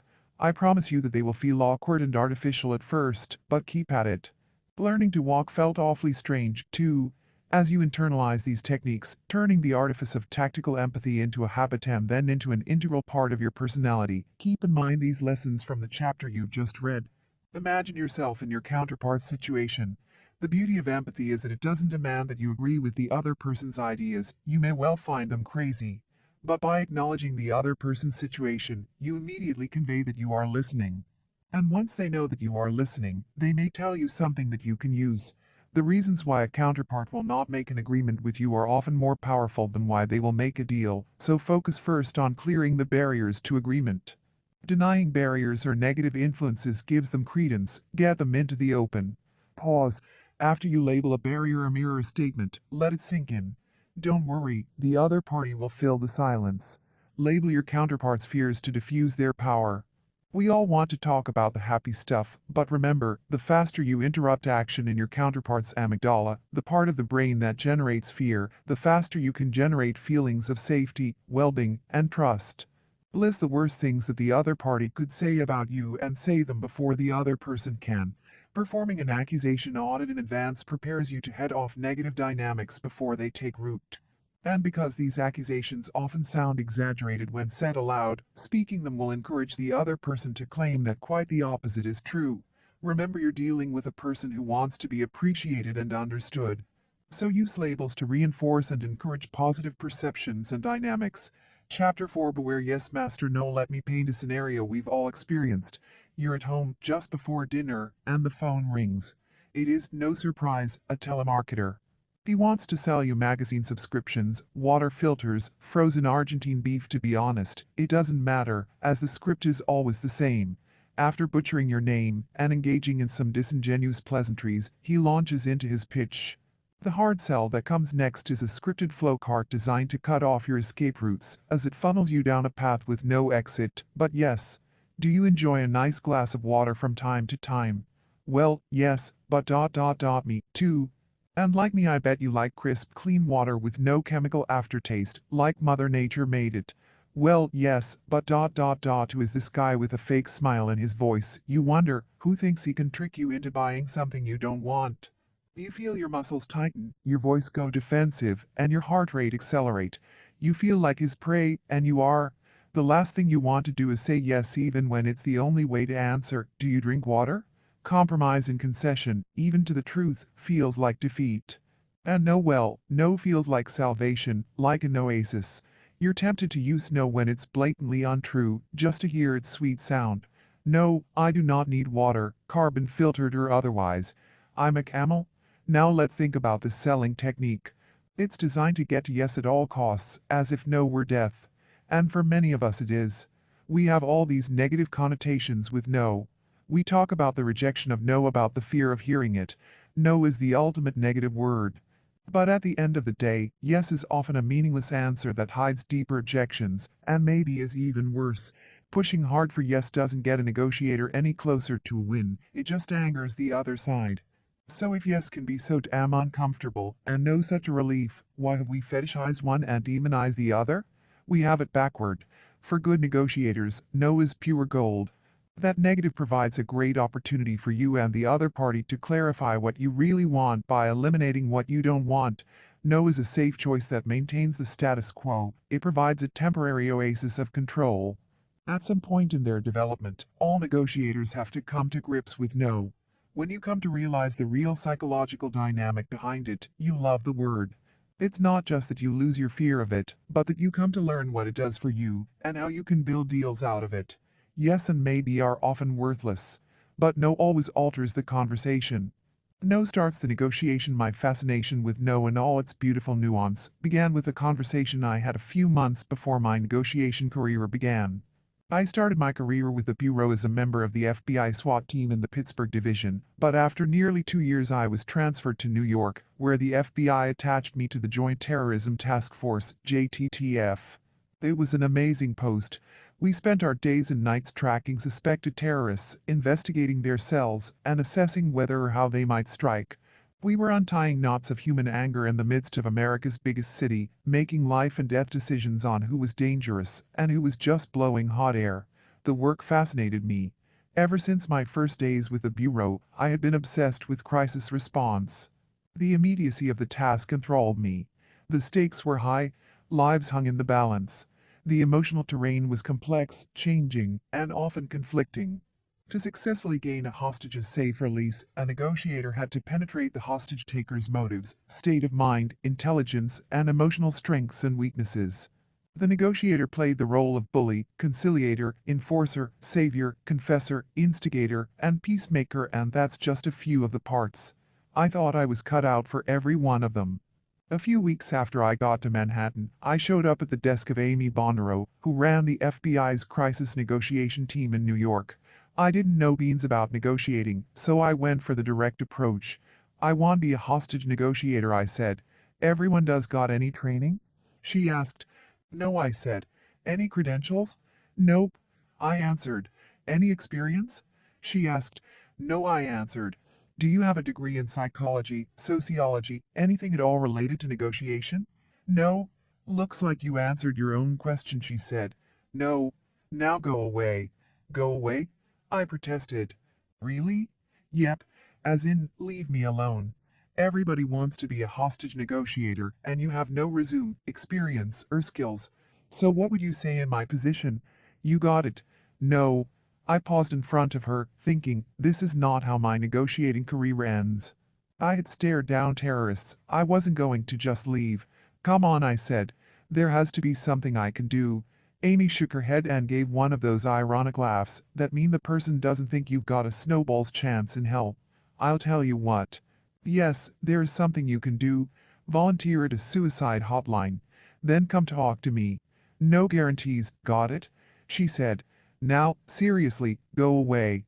My conversation with Amy kicked off my awareness of the complex and hidden subtleties of conversation, the power of certain words, the seemingly unintelligible emotional truths that so often underlie intelligible exchanges. A trap into which many fall is to take what other people say literally. I started to see that while people played the game of conversation, it was in the game beneath the game, where few played, that all the leverage lived. In our chat, I saw how the word no, so apparently clear and direct, really wasn't so simple. Over the years, I thought back repeatedly to that conversation, replaying how Amy so quickly turned me down, again and again. But her no's were just the gateway to yes. They gave her and me time to pivot, adjust, and re-examine, and actually created the environment for the one yes that mattered. While assigned to the JTTF, I worked with an NYPD lieutenant named Martin. He had a hard shell, and whenever asked for anything he responded with a terse negative.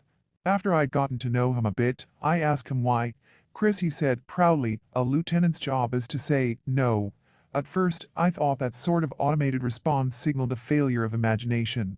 But then I realized I did the same thing with my teenage son, and that after I'd said no to him, I often found that I was open to hearing what he had to say.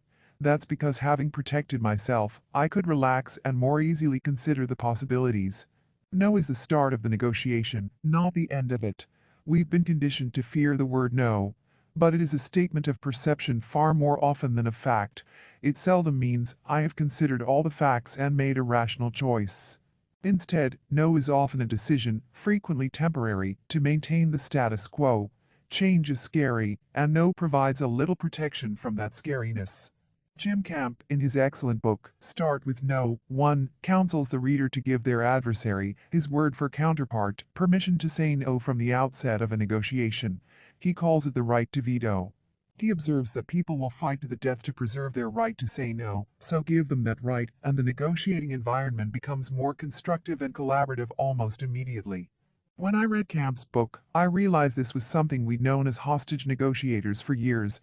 We'd learned that the quickest way to get a hostage taker out was to take the time to talk them out, as opposed to demanding their surrender.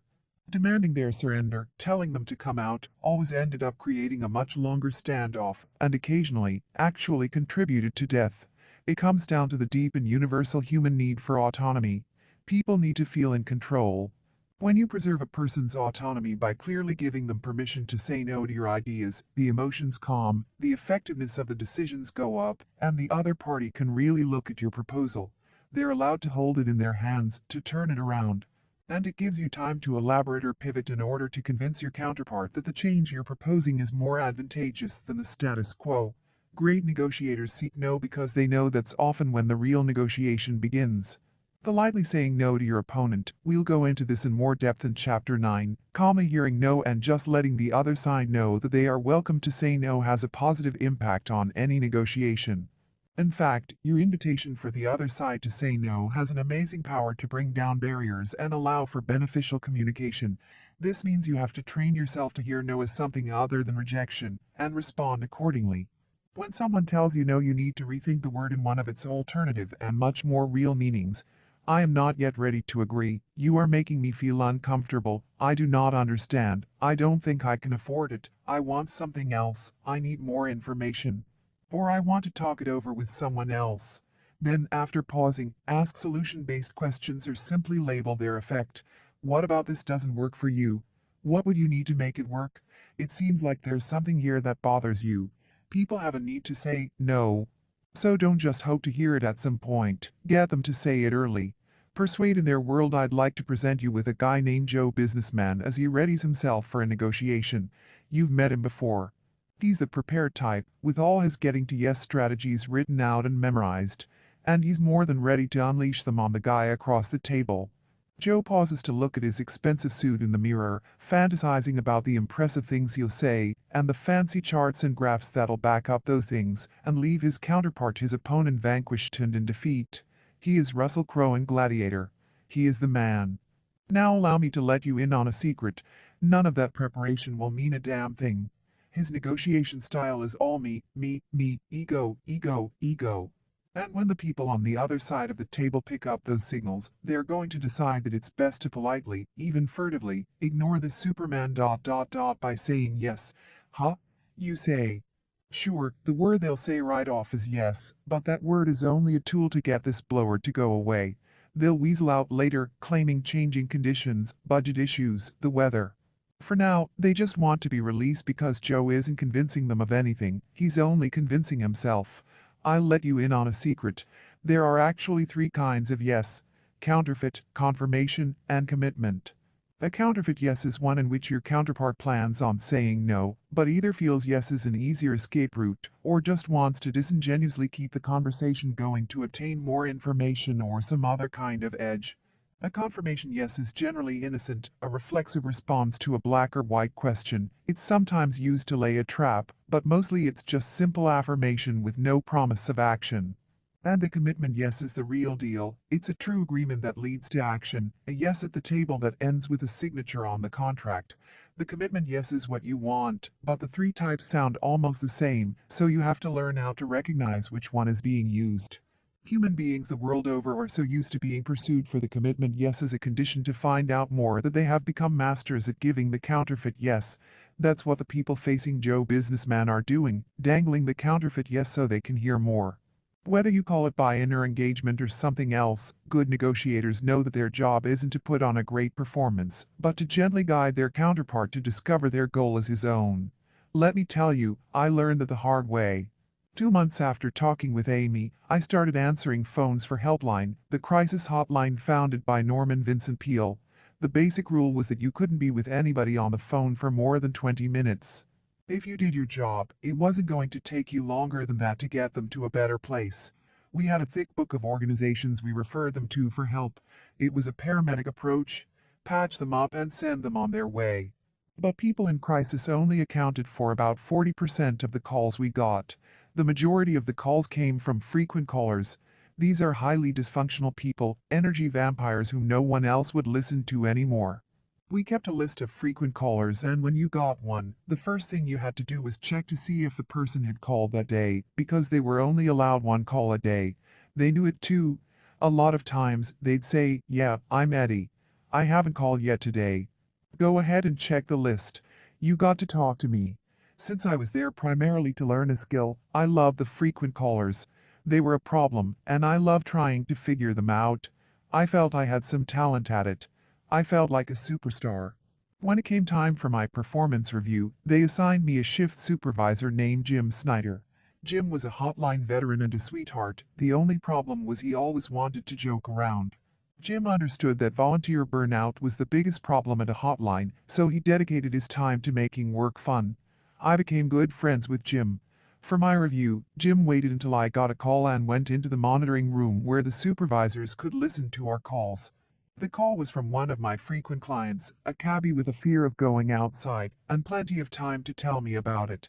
This energy vampire, his name was Daryl, launched into his shtick about how he was going to lose his house, and with it his will to live if he couldn't work. Seriously, when was the last time someone tried to hurt you on the streets? I asked. Well, I mean, it's been a long time, Daryl said. I can't really remember a date, Chris. Maybe a year, I guess. So it's safe to say that the outside world hasn't been too hard on you, right? Yes, Daryl said. I suppose so. We went back and forth like this for a while, as I made him admit that most of us had little to fear in the world. I was feeling good about my new skills, about listening to Daryl and then carefronting him, which was the slightly goofy name we gave to assertively but caringly responding to frequent callers. It was all flowing, and our rapport was great. I even got Daryl to laugh a few times. By the time I was done with him, he couldn't give me one reason not to step outside. Thank you, Chris, Daryl said just before he hung up. Thanks for doing such a great job. Before I went to see Jim, I leaned back in my chair and basked in that compliment. How often do you get that from a man in pain, I thought.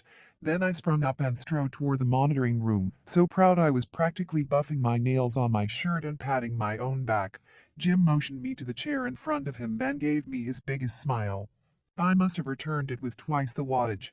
Well, Chris, he said, still smiling. That was one of the worst calls I ever heard. I stared at him, gaped-awed. Jim, did you hear Daryl congratulate me? I asked. I talked him down, man. I killed it. Jim smiled. I hated that smile right then and nodded. That's one of the signs, because they should be congratulating themselves when they get off the line, he said. They don't need to be congratulating you. That tells me you did too much. If they think you did it if you were the guy who killed it, how is he going to help himself? I don't want to be harsh, but you were horrible. As I listened to what Jim said, I felt that acid stomach rush you get when you are forced to accept that the guy dumping on you is completely right. Daryl's response had been a kind of yes, but it had been anything but a true commitment yes. He'd made no promise to action. His yes had been designed to make me feel good enough to leave him alone. Daryl may not have known it, but his yes was as counterfeit as they came. You see, that whole call had been about me and my ego and not the caller. But the only way to get these callers to take action was to have them own the conversation, to believe that they were coming to these conclusions, to these necessary next steps, and that the voice at the other end was simply a medium for those realizations. Using all your skills to create rapport, agreement, and connection with a counterpart is useful, but ultimately that connection is useless unless the other person feels that they are equally as responsible, if not solely responsible, for creating the connection and the new ideas they have. I nodded slowly, the fight drained out of me. One of the worst calls? I said to Jim. That's right. I worked hard at reorienting myself from that point on. I asked so many questions and read so much about it that soon they had me teaching 2 classes for new volunteers at Helpline. The opening class on active listening, and the one on carefrontation. Got it, you say. It's not about me. We need to persuade from their perspective, not ours. But how? By starting with their most basic wants. In every negotiation, in every agreement, the result comes from someone else's decision. And sadly, if we believe that we can control or manage others' decisions with compromise and logic, we are leaving millions on the table. But while we can't control others' decisions, we can influence them by inhabiting their world and seeing and hearing exactly what they want. Though the intensity may differ from person to person, you can be sure that everyone you meet is driven by 2 primal urges: the need to feel safe and secure, and the need to feel in control. If you satisfy those drives, you're in the door. As we saw with my chat with Daryl, you're not going to logically convince them that they're safe, secure, or in control. Primal needs are urgent and illogical, so arguing them into a corner is just going to push your counterpart to flee with a counterfeit yes. And being nice in the form of feigned sympathy is often equally as unsuccessful. We live in an age that celebrates niceness under various names. We are exhorted to be nice and to respect people's feelings at all times and in every situation. But nice alone in the context of negotiation can backfire. Nice, employed as a ruse, is disingenuous and manipulative. Who hasn't received the short end of the stick in dealings with a nice salesman who took you for a ride? If you rush in with plastic niceness, your bland smile is going to dredge up all that baggage. Instead of getting inside with logic or feigned smiles, then, we get there by asking for no. It's the word that gives the speaker feelings of safety and control. No starts conversations and creates safe havens to get to the final yes of commitment. An early yes is often just a cheap counterfeit dodge. About 5 months after she told me to go away, I stopped by Amy Bondero's office and told her that I'd volunteered at Helpline. You did? She asked, smiling with surprise. I tell everybody to do that. And nobody ever does. It turned out that Amy had started her negotiating career by volunteering at the same place. She started naming people who were now mutual friends of ours. We laughed about Jim. In a sudden shift, Amy stopped speaking and stared at me. I shifted in my shoes as she gave me the pause. Then she smiled. You get the next position. At that time, there were 5 other people aiming for the same slot, people who had psychology degrees, experience, and credentials. But I was on the road to the next hostage negotiation training course at the FBI Academy in Quantico, Virginia, ahead of everybody else. My career as a negotiator had officially begun. No as protection. Think back to the telemarketer at the beginning of this chapter. The obvious reply to his question, do you enjoy a nice glass of water? Is yes. But all you want to do is scream, no. After a question like that, you just know the rest of the phone call is going to be painful. That, in a nutshell, distills the inherent contradictions in the values we give yes and no. Whenever we negotiate, there's no doubt we want to finish with a yes. But we mistakenly conflate the positive value of that final yes with the positive value of yes in general. And because we see no as the opposite of yes, we then assume that no is always a bad thing. Nothing could be further from the truth. Saying no gives the speaker the feeling of safety, security, and control. You use a question that prompts a no answer, and your counterpart feels that by turning you down, he has proved that he's in the driver's seat. Good negotiators welcome even invite a solid no to start, as a sign that the other party is engaged and thinking. Gone for yes straight off the bat, though, and your counterpart gets defensive, wary, and skittish. That's why I tell my students that, if you're trying to sell something, don't start with do you have a few minutes to talk? Instead ask, is now a bad time to talk?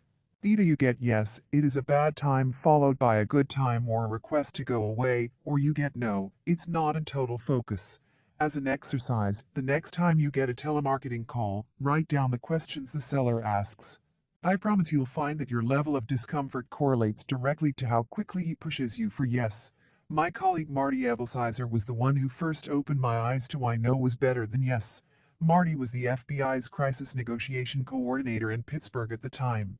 She was a dynamo and a negotiating genius, which earned her huge respect both within the bureau and with the local police. But human beings are innately jealous, and her immediate supervisor was no exception to that rule. Her success diminished him, and that made her a threat. His jealousy got the better of him when the Pittsburgh Police Department's hostage negotiation team asked her to sit on the selection board for their new candidates. Picking her, and doing so over her boss, was an unprecedented move, so her boss decided to remove her from her position. For ignoring her regular duties, he said, but really it was for being a threat. When Marty sat down with her supervisor for her official dismissal, her options were few. He had every right to do as he pleased. Marty told me that she considered a variety of scenarios. She thought about going right at his jealousy and hashing it out, or explaining how the job would reflect well on the bureau. Would you like our office to be honored for its expertise? But by the time she sat down with him, she had picked one of the most strongly worded no-oriented setup questions I have ever heard. Do you want the FBI to be embarrassed? She said. No, he answered. What do you want me to do? She responded. He leaned back in his chair, one of those 1950s faux leather numbers that squeak meaningfully when the sitter shifts. He stared at her over his glasses and then nodded ever so slightly. He was in control. Look, you can keep the position, he said. Just go back out there and don't let it interfere with your other duties. And a minute later Marty walked out with her job intact. When I heard Marty do that, I was like, bang. By pushing for a no, Marty nudged her supervisor into a zone where he was making the decisions. And then she furthered his feelings of safety and power with a question inviting him to define her next move. The important thing here is that Marty not only accepted the no, she searched it out and embraced it. At a recent sales conference, I asked the participants for the one word they all dread. The entire group yelled, no. To them and to almost everyone, no means one thing. End of discussion. But that's not what it means. No is not failure. Used strategically, it's an answer that opens the path forward. Getting to the point where you're no longer horrified by the word no is a liberating moment that every negotiator needs to reach. Because if your biggest fear is no, you can't negotiate. You're the hostage of yes. You're handcuffed. You're done.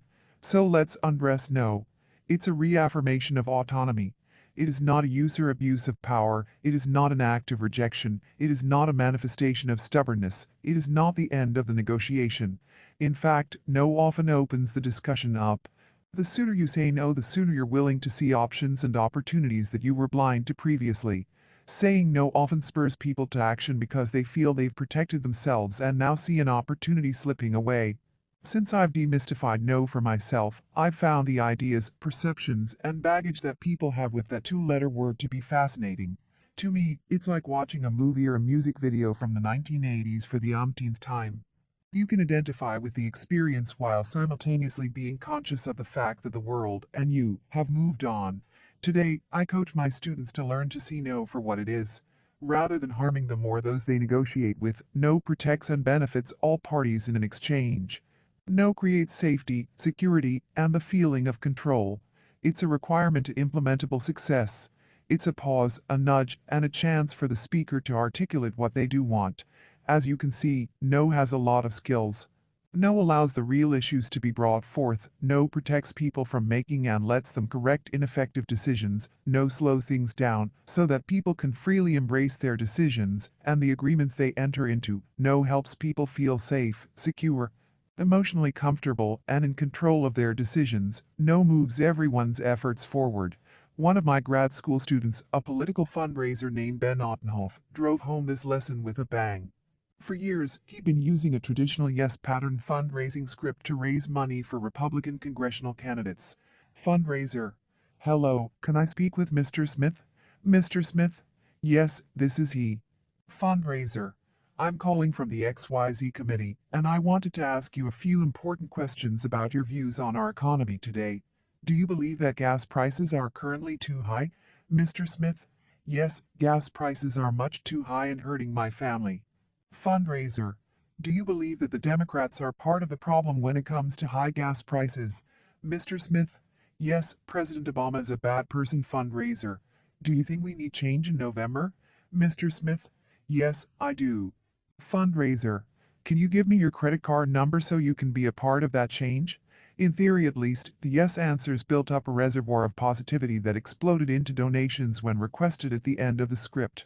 The problem, in reality, was that the yes pattern scripts had been giving poor rates of return for years. All the steps were yes, but the final answer was invariably no. Then Ben read Jim Camp's book Start with No in my class and began to wonder if no could be a tool to boost donations. Ben knew that giving the potential donors a no hard feelings way to get off the call was going to be a tough sell to his grassroots fundraisers because it goes against everything they had been trained to do. But Ben's a smart guy, so instead of totally swapping scripts, he had a small group of his grassroots guys test market a no-oriented script. Fundraiser. Hello, can I speak with Mr. Smith? Mr. Smith? Yes, this is he. Fundraiser. I'm calling from the XYZ committee, and I wanted to ask you a few important questions about your views on our economy today. Do you feel that if things stay the way they are, America's best days are ahead of it? Mr. Smith? No, things will only get worse. Fundraiser. Are you going to sit and watch President Obama take the White House in November without putting up a fight? Mr. Smith? No, I'm going to do anything I can to make sure that doesn't happen. Fundraiser. If you want to do something today to make sure that doesn't happen, you can give to XYZ committee, which is working hard to fight for you. See how clearly that swaps yes for no and offers to take a donation if Mr. Smith wants? It puts Mr. Smith in the driver's seat. He's in charge. And it works. In a truly remarkable turnaround, the no-oriented script got a 23% better rate of return. The only sad part of Ben's tale is that despite the huge improvement in results, he couldn't roll out the script to all his fundraisers. They went against fundraising orthodoxy, and longtime fundraisers like the fake comfort of the yes. Geniuses often miss the first time around, right? One negotiating genius who's impossible to miss is Mark Cuban, the billionaire owner of the Dallas Mavericks. I always quote to my students one of his best lines on negotiation: "Every no gets me closer to a yes." But then I remind them that extracting those no's on the road to yes isn't always easy. There is a big difference between making your counterpart feel that they can say no and actually getting them to say it. Sometimes, if you're talking to somebody who is just not listening, the only way you can crack their cranium is to antagonize them into no. One great way to do this is to mislabel one of the other party's emotions or desires. You say something that you know is totally wrong, like so it seems that you really are eager to leave your job when they clearly want to stay. That forces them to listen and makes them comfortable correcting you by saying, "No, that's not it. This is it." Another way to force no in a negotiation is to ask the other party what they don't want. Let's talk about what you would say no to, you'd say. And people are comfortable saying no here because it feels like self-protection. And once you've gotten them to say no, people are much more open to moving forward toward new options and ideas. No, or the lack thereof, also serves as a warning, the canary in the coal mine. If despite all your efforts, the other party won't say no, you're dealing with people who are indecisive or confused or who have a hidden agenda. In cases like that, you have to end the negotiation and walk away. Think of it like this: no means no go. Email magic. How never to be ignored again. There's nothing more irritating than being ignored. Being turned down is bad, but getting no response at all is the pits. It makes you feel invisible, as if you don't exist. And it's a waste of your time. We've all been through it. You send an email to someone you're trying to do business with, and they ignore you. Then you send a polite follow-up, and they stonewall you again. So what do? You provoke a no with this one-sentence email. Have you given up on this project? The point is that this one-sentence email encapsulates the best of no-oriented questions and plays on your counterpart's natural human aversion to loss. The no answer the email demands offers the other party the feeling of safety and the illusion of control, while encouraging them to define their position and explain it to you. Just as important, it makes the implicit threat that you will walk away on your own terms.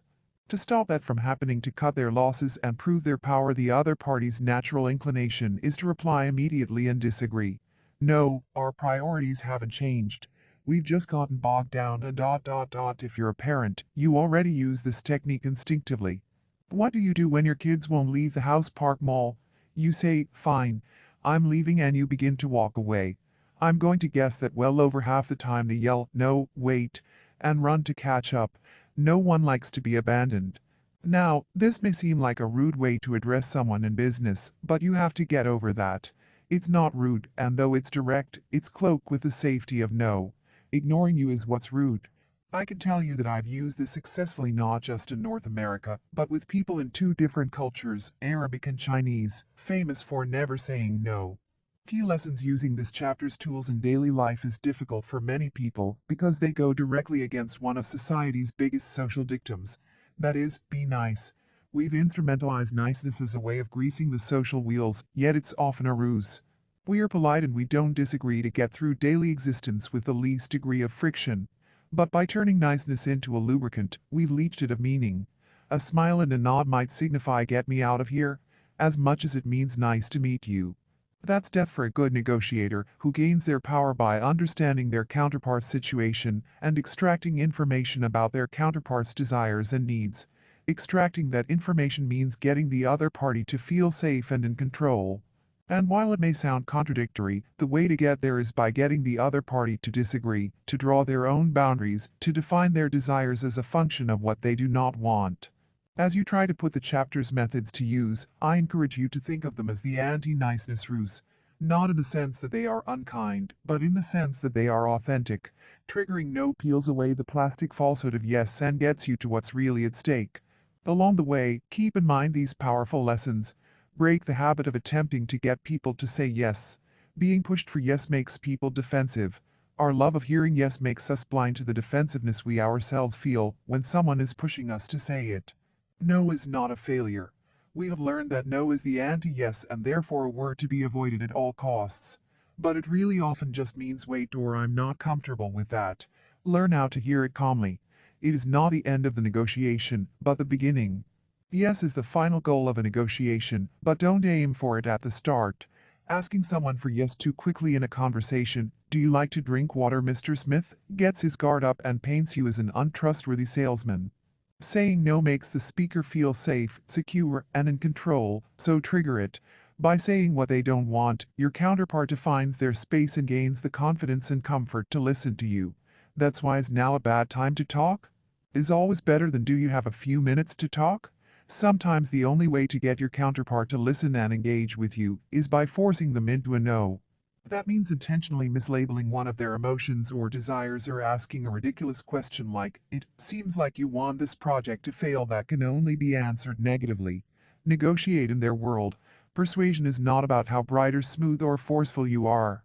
It's about the other party convincing themselves that the solution you want is their own idea. So don't beat them with logic or brute force. Ask them questions that open paths to your goals. It's not about you. If a potential business partner is ignoring you, contact them with a clear and concise no-oriented question that suggests that you are ready to walk away. Have you given up on this project? Works wonders. Chapter 5 Trigger the two words that immediately transform any negotiation. In August 2000, the militant Islamic group Abu Sayyaf in the southern Philippines broadcast that it had captured a CIA agent. The truth was not as newsworthy or as valuable to the rebels. Abu Sayyaf had kidnapped Jeffrey Schilling, a 24-year-old American who had traveled near their base in Jolo Island. A California native, Schilling became a hostage with a $10 million price tag on his head. At the time I was a Supervisory Special Agent SSA, attached to the FBI's Elite Crisis Negotiation Unit, CNU. The CNU is the equivalent of the Special Forces of Negotiations. It's attached to the FBI's Hostage Rescue Team, HRT. Both are national counter-terrorist response assets. They are the best of the best. The CNU is based at the FBI Academy in Quantico, Virginia. The FBI Academy has come to be known by the one word, Quantico. Rightly or wrongly, Quantico has developed the reputation as one of the centers, if not the center of knowledge, for law enforcement. When a negotiation is going badly and the negotiators involved are directed to call and find out what Quantico has to say, the CNU is who they call. CNU developed what is a powerful staple in the high-stakes world of crisis negotiation, the Behavioral Change Stairway Model, BCSM. The model proposes 5 stages: active listening, empathy, rapport, influence, and behavioral change that take any negotiator from listening to influencing behavior. The origins of the model can be traced back to the great American psychologist Carl Rogers, who proposed that real change can only come when a therapist accepts the client, as he or she is, an approach known as unconditional positive regard. The vast majority of us, however, as Rogers explained, come to expect that love, praise, and approval are dependent on saying and doing the things people, initially, our parents, consider correct. That is, because for most of us the positive regard we experience is conditional. We develop a habit of hiding who we really are and what we really think, instead calibrating our words to gain approval, but disclosing little. Which is why so few social interactions lead to actual behavior change. Consider the typical patient with severe coronary heart disease, recovering from open heart surgery. The doctor tells the patient, "This surgery isn't a cure. The only way to truly prolong your life is to make the following behavior changes. The grateful patient responds, "Yes, yes, yes, of course, doctor. This is my second chance. I will change." And do they? Study after study has shown that, no, nothing changes. 2 years after their operation, more than 90% of patients haven't changed their lifestyle at all. Though the stakes of an everyday negotiation with your child, boss, or client are usually not as high as that of a hostage or health crisis negotiation, the psychological environment necessary for not just temporary in-the-moment compliance, but real gut-level change, is the same. If you successfully take someone up the behavioral change stairway, each stage attempting to engender more trust and more connection, there will be a breakthrough moment when unconditional positive regard is established, and you can begin exerting influence. After years of refining the BCSM and its tactics, I can teach anyone how to get to that moment. But as cardiologists know all too well, and legions of Schulgrads weaned on the most famous negotiating book in the world, Getting to Yes, have ultimately discovered, you more than likely haven't gotten there yet if what you're hearing is the word yes. As you'll soon learn, the sweetest two words in any negotiation are actually "that's right." Create a subtle epiphany. I was a natural for the shilling case. I had spent some time in the Philippines and had an extensive background in terrorism from my New York City days assigned to the Joint Terrorism Task Force, JTTF. A few days after Schilling became a hostage, my partner Chuck Regini and I flew to Manila to run the negotiations. Along with Jim Nixon, the FBI's highest official in Manila, we conferred with top Philippine military brass. They agreed to let us guide the negotiations. Then we got down to business. One of us would take charge of the negotiation strategy for the FBI and consequently for the U.S. government. That became my role. With the support of my colleagues, my job was to come up with the strategy, get it approved, and implement it.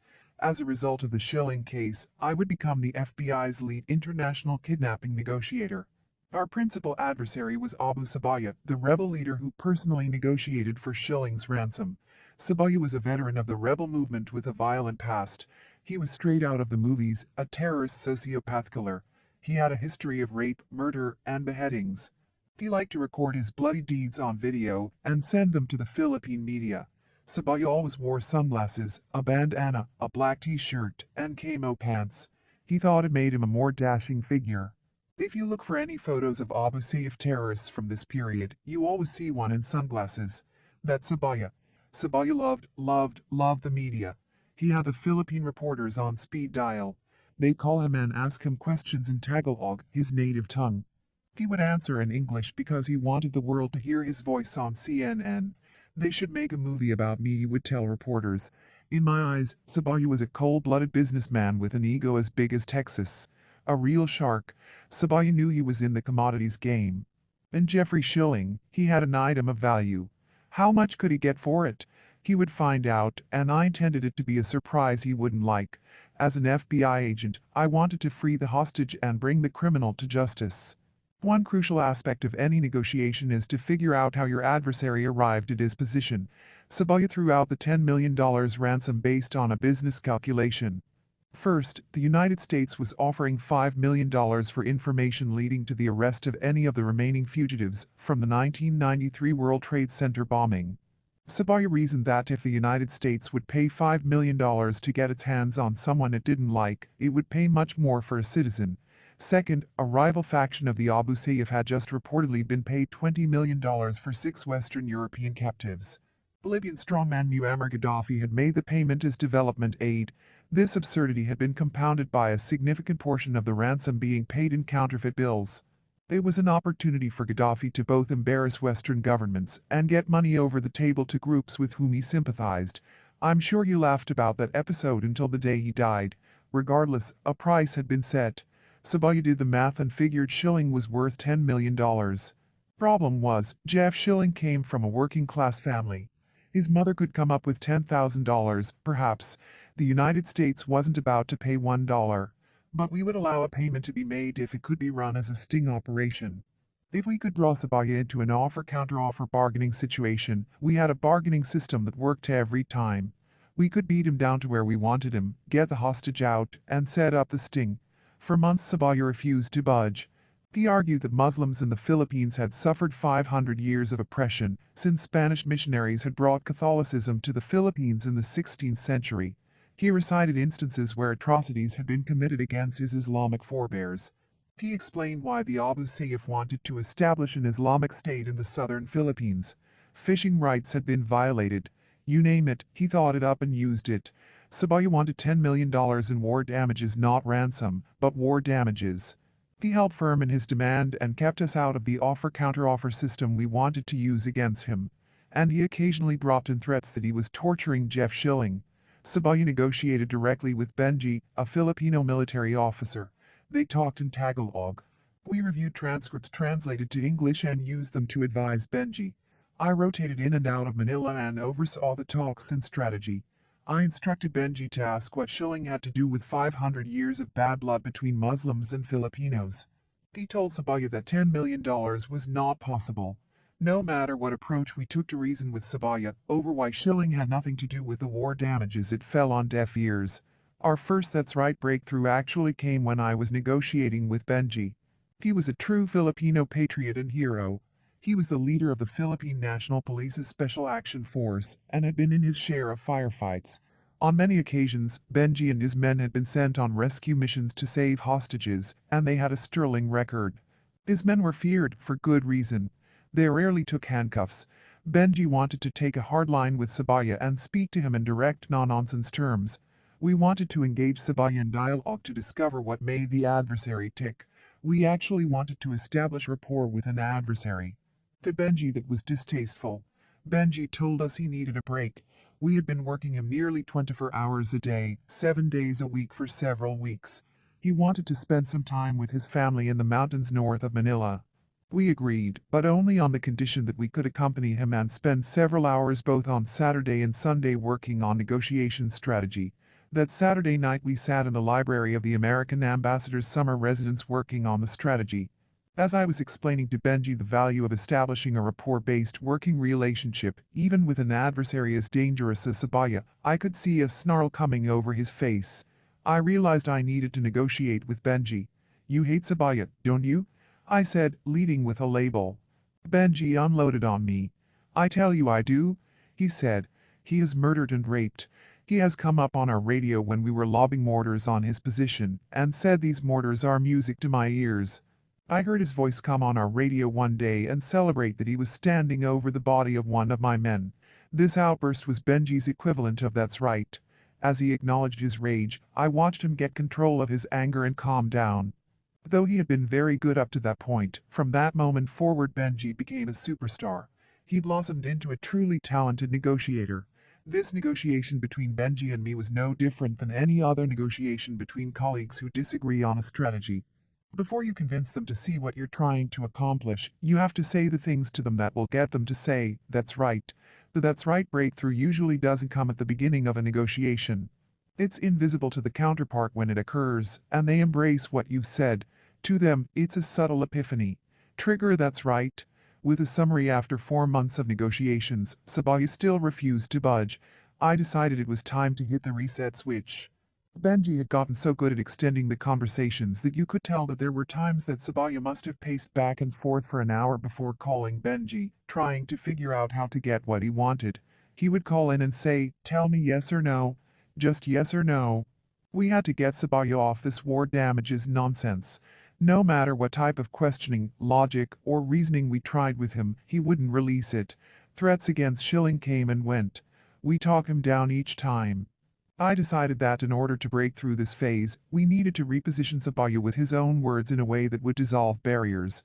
We needed to get him to say, "That's right." At the time, I didn't know for sure what kind of breakthrough it was going to give us. I just knew we needed to trust the process. I wrote a 2-page document that instructed Benji to change course. We were going to use nearly every tactic in the active listening arsenal. 1. Effective pauses. Silence is powerful. We told Benji to use it for emphasis, to encourage Sabaya to keep talking until eventually, like clearing out a swamp, the emotions were drained from the dialogue. 2. Minimal encouragers. Besides silence, we instructed using simple phrases, such as "yes, okay, aha," or "I see," to effectively convey that Benji was now paying full attention to Sabaya and all he had to say. 3. Mirroring. Rather than argue with Sabaya and try to separate Schilling from the war damages, Benji would listen and repeat back what Sabaya said. 4. Labeling. Benji should give Sabaya's feelings a name and identify with how he felt. "It all seems so tragically unfair. I can now see why you sound so angry." 5. Paraphrase. Benji should repeat what Sabaya is saying back to him in Benji's own words.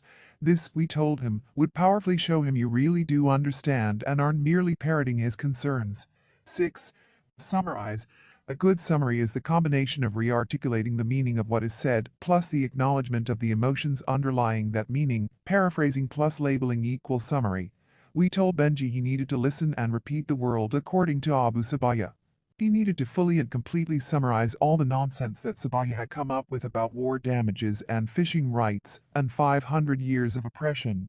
And once he did that fully and completely, the only possible response for Sabaya, and anyone faced with a good summary, would be "that's right." 2 days later Sabaya phoned Benji. Sabaya spoke. Benji listened. When he spoke, he followed my script. He commiserated with the rebel group's predicament, mirroring, encouraging, labeling, each tactic worked seamlessly and cumulatively to soften Sabaya up and begin shifting his perspective. Finally, Benji repeated in his own words Sabaya's version of history and the emotions that came with that version. Sabaya was silent for nearly a minute. Finally he spoke. "That's right," he said. "We ended the call. The war damages demand just disappeared." From that point forward Sabaya never mentioned money again. He never asked for another dime for the release of Jeffrey Schilling. He ultimately became so weary of this case and holding the young Californian that he let down his guard. Schilling escaped from their camp, and Philippine commandos swooped in and rescued him. He returned safely to his family in California. 2 weeks after Jeff Schilling escaped, Sabaya called Benji. "Have you been promoted yet?" he asked. "If not, you should have been." "Why?" Benji asked. "I was going to hurt Jeffrey," Sabaya said. "I don't know what you did to keep me from doing that, but whatever it was, it worked." In June 2002, Sabaya was killed in a shootout with Philippine military units. In the heat of negotiations for a man's life, I didn't appreciate the value of those 2 words. "That's right." But when I studied the transcripts and reconstructed the trajectory of the negotiations, I realized that Sabaya had changed course when he uttered those words. Benji had used some fundamental techniques that we had developed over many years. He had reflected Sabaya's vision. He had stepped back from confrontation. He had allowed Sabaya to speak freely and exhaust his version of events. "That's right" signaled that negotiations could proceed from deadlock. It broke down a barrier that was impeding progress. It created a realization point with our adversary where he actually agreed on a point without the feeling of having given in. It was a stealth victory. When your adversaries say, "That's right," they feel they have assessed what you said and pronounced it as correct of their own free will. They embrace it. "That's right" allowed us to draw out the talks and divert Sabaya from hurting Schilling. And it gave Philippine commandos time to mount their rescue operation. In hostage negotiations, we never tried to get yes as an endpoint. We knew that yes is nothing without how. And when we applied hostage negotiating tactics to business, we saw how "that's right" often leads to the best outcomes. "That's right" is great, but if you're right nothing changes. Driving toward "that's right" is a winning strategy in all negotiations. But hearing "you're right" is a disaster. Take my son, Brandon, and his development as a football player. He had been playing on the offensive and defensive lines all through high school. At 6'2" and 250 pounds, he was formidable. He loved to knock every player wearing an opposing jersey to the ground. Having played quarterback, I didn't fully appreciate the blue-collar nature of being a lineman. Linemen are like mountain goats. They put their heads down and hit things. It makes them happy.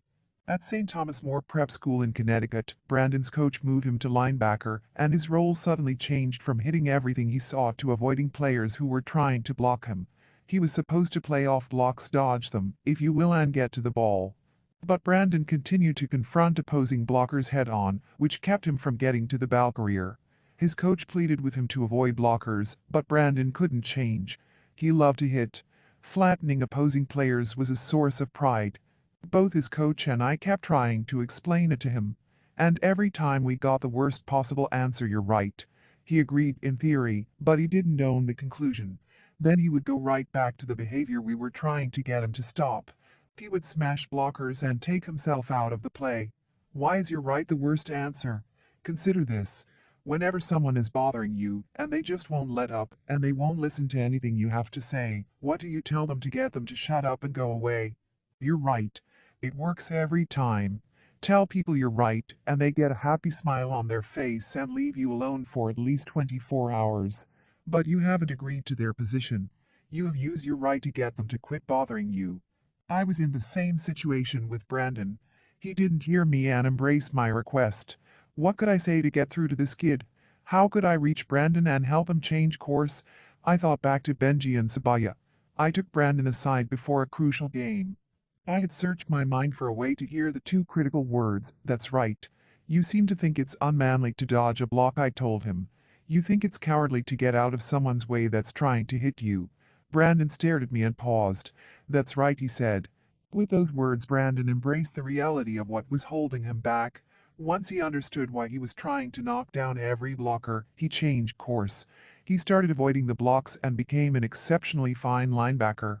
With Brandon on the field tackling and playing star linebacker, St. Thomas More School won every game. Using That's Right to make the sale. Getting to That's Right helped one of my students in her job as a sales representative for a large pharmaceutical company. She was trying to sell a new product to a doctor who used similar medication. He was the largest user of this kind of medication in her territory. The sale was critical to her success. In her first appointments, the doctor dismissed her product. He said it was no better than the ones he was already using. He was unfriendly. He didn't even want to hear her viewpoint. When she presented the positive attributes of her product, he interrupted her and knocked them down. Making the sales pitch, she soaked up as much as possible about the doctor. She learned that he was passionate about treating his patients. Each patient was special in his eyes.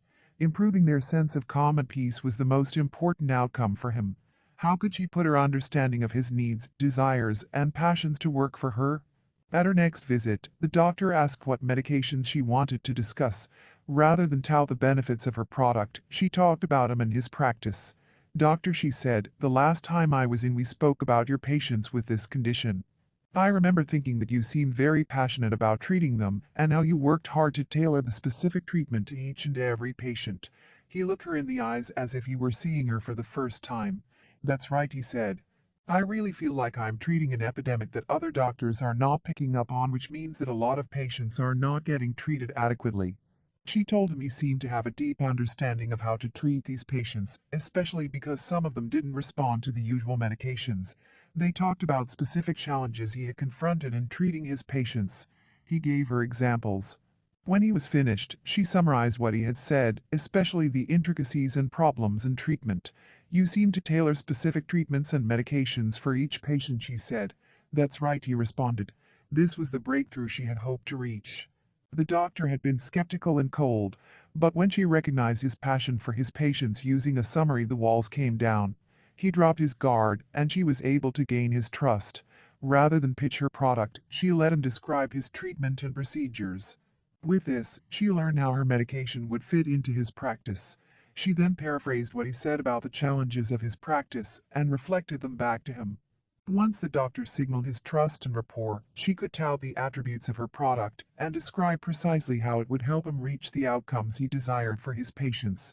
He listened intently.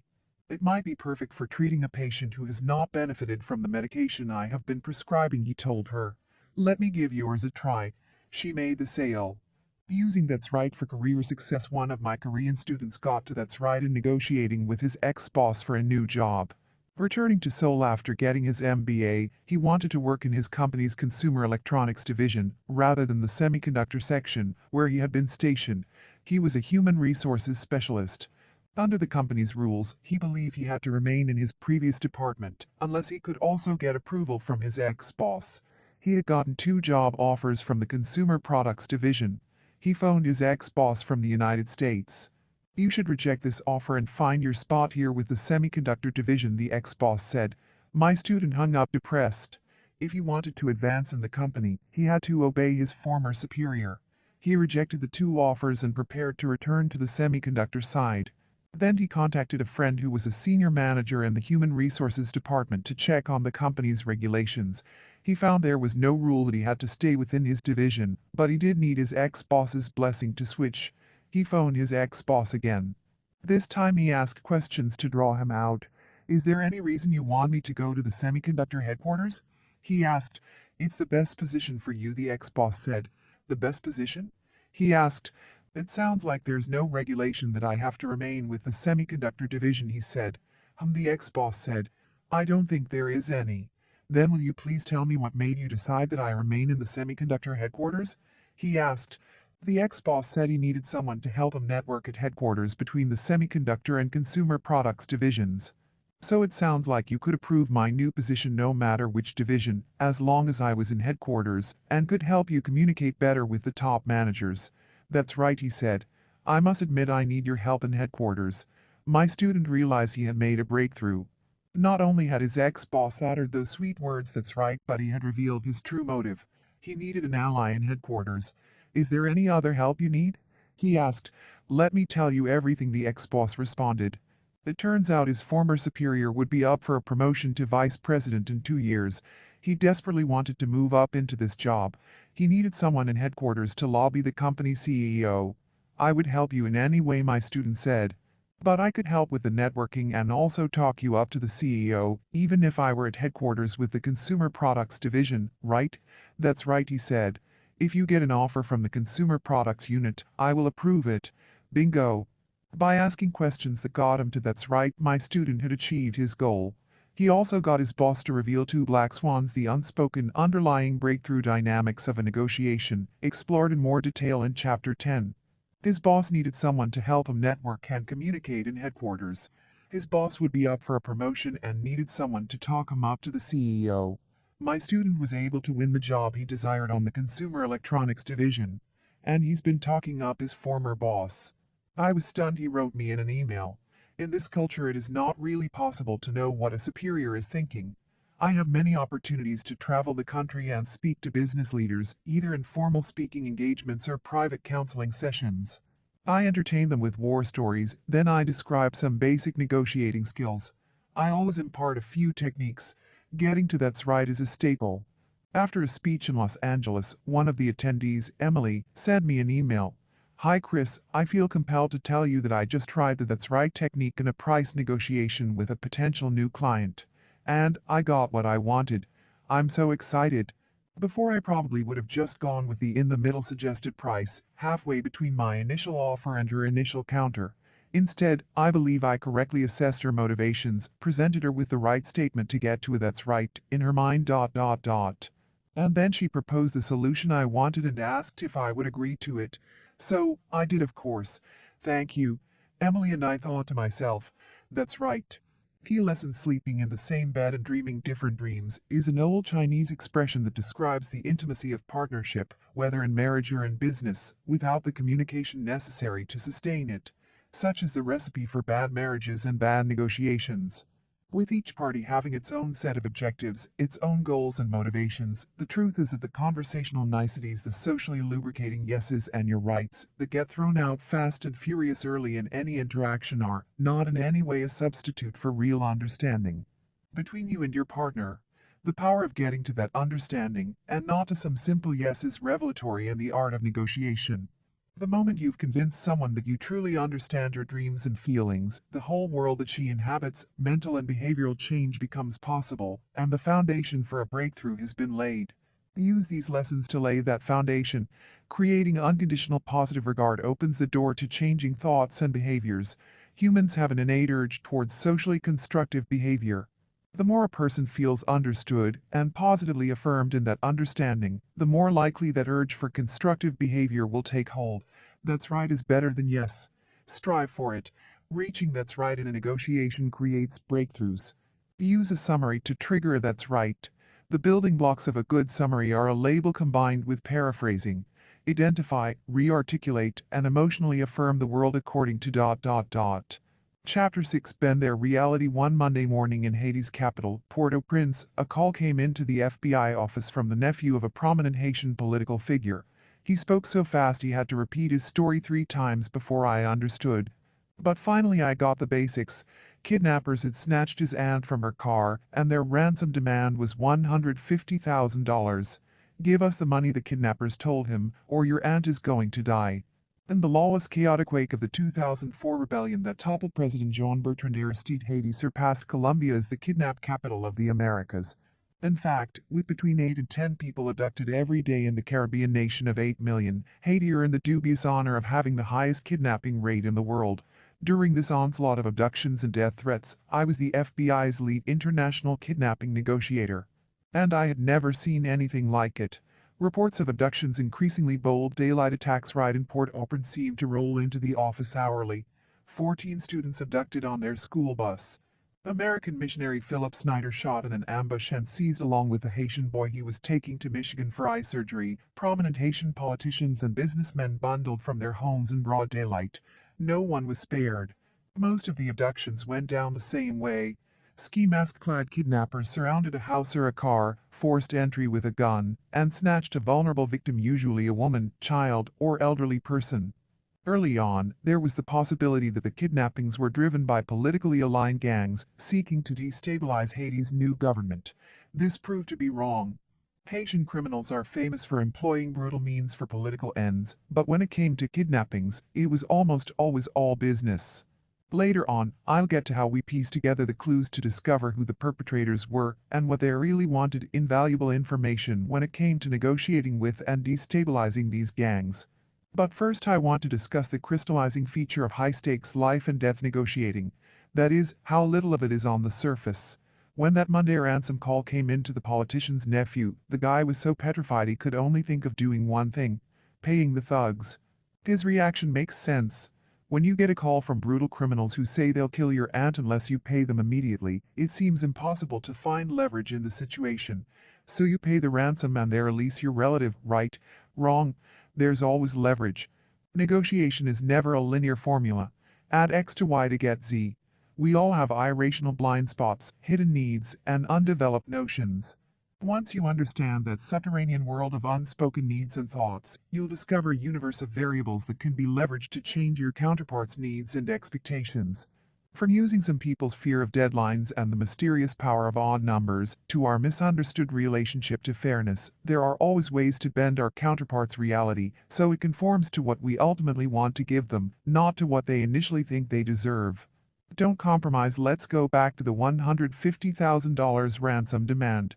We're always taught to look for the win-win solution, to accommodate, to be reasonable. So what's the win-win here? What's the compromise?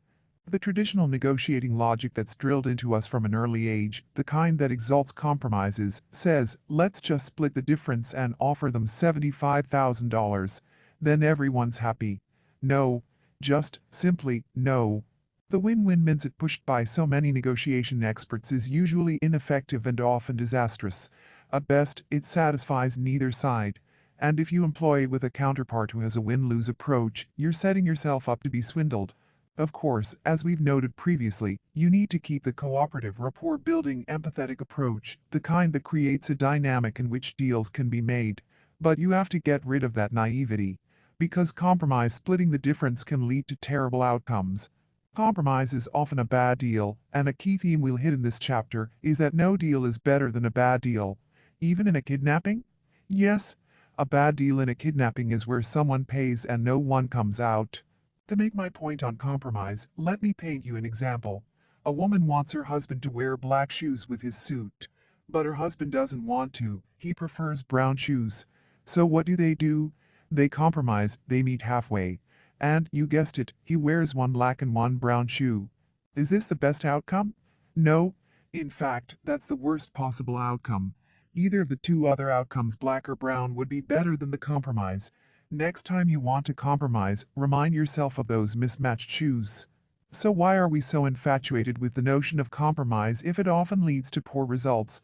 The real problem with compromise is that it has come to be known as this great concept in relationships and politics and everything else.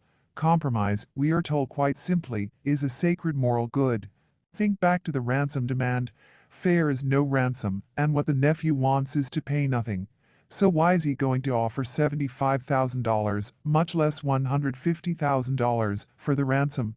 There is no validity in the $150,000 request. With any compromise, the nephew ends up with a bizarrely bad result. I'm here to call bullshit on compromise right now. We don't compromise because it's right. We compromise because it is easy and because it saves face. We compromise in order to say that at least we got half the pie. Distilled to its essence, we compromise to be safe. Most people in a negotiation are driven by fear or by the desire to avoid pain. Too few are driven by their actual goals. So don't settle, and here's a simple rule: never split the difference. Creative solutions are almost always preceded by some degree of risk, annoyance, confusion, and conflict. Accommodation and compromise produce none of that. You've got to embrace the hard stuff. That's where the great deals are. And that's what great negotiators do. Deadlines. Make time your ally. Time is one of the most crucial variables in any negotiation. The simple passing of time and its sharper cousin, the deadline, are the screw that pressures every deal to a conclusion. Whether your deadline is real and absolute or merely a line in the sand, it can trick you into believing that doing a deal now is more important than getting a good deal. Deadlines regularly make people say and do impulsive things that are against their best interests, because we all have a natural tendency to rush as a deadline approaches. What good negotiators do is force themselves to resist this urge and take advantage of it in others. It's not so easy. Ask yourself, What is it about a deadline that causes pressure and anxiety? The answer is consequences, the perception of the loss we'll incur in the future the deal is off. Our mind screams at us in some imaginary future scenario should no resolution be achieved by a certain point in time. When you allow the variable of time to trigger such thinking, you have taken yourself hostage, creating an environment of reactive behaviors and poor choices, where your counterpart can now kick back and let an imaginary deadline, and your reaction to it, do all the work for him. Yes, I use the word imaginary. In all the years I've been doing work in the private sector, I've made it a point to ask nearly every entrepreneur and executive I've worked with whether, over the course of their entire careers, they have ever been a witness to or a party of a negotiation in which a missed deadline had negative repercussions. Among hundreds of such clients, there's one single, solitary gentleman who gave the question serious consideration and responded affirmatively. Deadlines are often arbitrary, almost always flexible, and hardly ever trigger the consequences we think or are told they will. Deadlines are the bogeymen of negotiation, almost exclusively self-inflicted figments of our imagination, unnecessarily unsettling us for no good reason. The mantra we coach our clients on is, no deal is better than a bad deal. If that mantra can truly be internalized, and clients begin to believe they've got all the time they need to conduct the negotiation right, their patience becomes a formidable weapon. A few weeks after the Haitian kidnapping boom began, we started to notice two patterns. First, Mondays seemed to be especially busy, as if the kidnappers had a particularly strong work ethic and wanted to get a jump on the week. And, second, the thugs grew increasingly eager to get paid as the weekend approached. At first, this didn't make any sense. But by listening closely to the kidnappers and debriefing the hostages we rescued, we discovered something that should have been obvious. These crimes weren't politically motivated at all. Instead, these guys were garden variety thugs who wanted to get paid by Friday so they could party through the weekend. Once we understood the pattern and knew the kidnapper's self-imposed deadline, we had two key pieces of information that totally shifted the leverage to our side. First, if we let the pressure build by stalling the negotiations until Thursday or Friday, we could cut the best deal. And second, because you didn't need anything close to $150,000 to have a good weekend in Haiti, offering a lot less would suffice. How close we were getting to their self-imposed deadline would be indicated by how specific the threats were that they issued. Give us the money or your aunt is going to die is an early-stage threat, as the time isn't specified. Increasing specificity on threats in any type of negotiations indicates getting closer to real consequences at a real specified time. To gauge the level of a particular threat, we pay attention to how many of the four questions what, who, when, and how were addressed. When people issue threats, they consciously or subconsciously create ambiguities and loopholes they fully intend to exploit. As the loophole started to close as the week progressed, and did so over and over again in similar ways with different kidnappings, the pattern emerged. With this information in hand, I came to expect the kidnappings to be orderly, 4-day events. It didn't make the abductions any more pleasant for the victim, but it certainly made them more predictable and a whole lot cheaper for the families on the other end. It's not just with hostage negotiations that deadlines can play into your hands.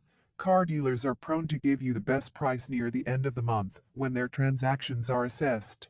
And corporate salespeople work on a quarterly basis and are most vulnerable as the quarter comes to a close.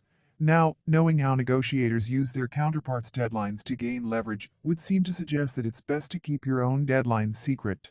And that's the advice you'll get from most old-school negotiation experts. In his best-selling 1980 book, You Can Negotiate Anything, one negotiation expert, Herb Cohen, tells the story of his first big business deal when his company sent him to Japan to negotiate with a supplier.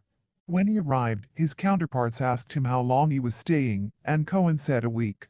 For the next 7 days, his hosts proceeded to entertain him with parties, tours, and outings, everything but negotiation. In fact, Cohen's counterparts didn't start serious talks until he was about to leave, and the two sides hammered out the deal's final details in the car to the airport.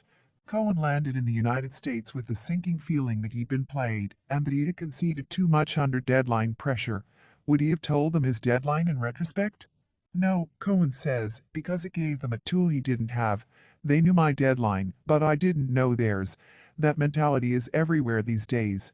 Seeing a simple rule to follow and assuming that a deadline is a strategic weakness, most negotiators follow Cohen's advice and hide their drop-dead date. Allow me to let you in on a little secret. Cohen, and the herd of negotiation experts who follow his lead, are wrong. Deadlines cut both ways. Cohen may well have been nervous about what his boss would say if he left Japan without an agreement. But it's also true that Cohen's counterparts wouldn't have won if he'd left without a deal. That's the key. When the negotiation is over for one side, it's over for the other too. In fact, Don A. Moore, a professor at the Haas School of Business at the University of California, Berkeley, says that hiding a deadline actually puts the negotiator in the worst possible position. In his research, he's found that hiding your deadlines dramatically increases the risk of an impasse. That's because having a deadline pushes you to speed up your concessions, but the other side, thinking that it has time, will just hold out for more. Imagine if when NBA owners set a lockout deadline during contract negotiations, they didn't tell the players' union. They would concede as the deadline approached, inciting the union to keep negotiating past the secret deadline. In that sense, hiding a deadline means you're negotiating with yourself, and you always lose when you do so.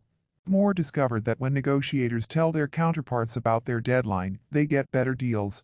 It's true. First, by revealing your cutoff, you reduce the risk of impasse. And second, when an opponent knows your deadline, he'll get to the real deal and concession making more quickly. I've got one final point to make before we move on. Deadlines are almost never ironclad. What's more important is engaging in the process and having a feel for how long that will take. You may see that you have more to accomplish than time will actually allow before the clock runs out. No such thing as fair. In the third week of my negotiations class, we play my favorite type of game, that is, the kind that shows my students how much they don't understand themselves. I know I'm cruel. It's called the ultimatum game, and it goes like this. After the students split into pairs of a proposer and an acceptor, I give each proposer $10. The proposer then has to offer the acceptor a round number of dollars. If the acceptor agrees, he or she receives what's been offered and the proposer gets the rest. If the acceptor refuses the offer, though, they both get nothing, and the $10 goes back to me. Whether they win and keep the money or lose and have to give it back is irrelevant, except to my wallet. What's important is the offer they make. The truly shocking thing is that, almost without exception, whatever selection anyone makes, they find themselves in a minority. No matter whether they chose $6, $4, $5, $5, $7, $3, $8, $2, etc. They look around and are inevitably surprised to find no split was chosen far more than any other. In something as simple as merely splitting $10 of found money, there is no consensus of what constitutes a fair or rational split. After we run this little experiment, I stand up in front of the class and make a point they don't like to hear. The reasoning each and every student used was 100% irrational and emotional. What? They say. I made a rational decision. Then I lay out how they're wrong. First, how could they all be using reason if so many have made different offers? That's the point. They didn't. They assumed the other guy would reason just like them. If you approach a negotiation thinking that the other guy thinks like you, you're wrong, I say. That's not empathy, that's projection. And then I push it even further. Why, I ask, did none of the proposers offer $1, which is the best rational offer for them, and logically unrejectable for the acceptor? And if they did and they got rejected, which happens, why did the acceptor turn them down? Anyone who made any offer other than $1 made an emotional choice, I say. And for you acceptors who turned down $1, since when is getting $0 better than getting $1? Did the rules of finance suddenly change? This rocks my students' view of themselves as rational actors. But they're not. None of us are. We're all irrational, all emotional. Emotion is a necessary element to decision-making that we ignore at our own peril, realizing that hits people hard between the eyes. And Descartes' error. Emotion, reason, and the human brain, to neuroscientist Antonio Damasio, explained a groundbreaking discovery he made. Studying people who had damage in the part of the brain where emotions are generated, he found that they all had something peculiar in common.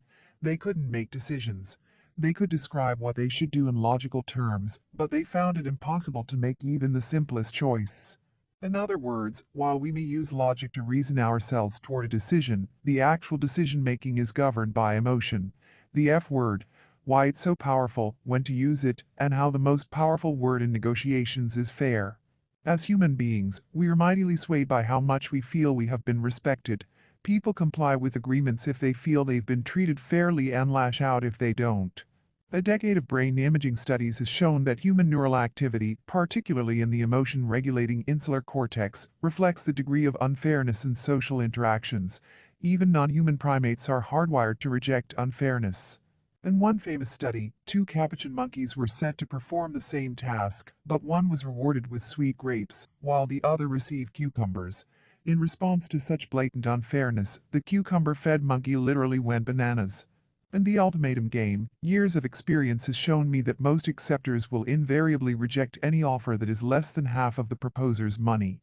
Once you get to a quarter of the proposer's money, you can forget it, and the acceptors are insulted.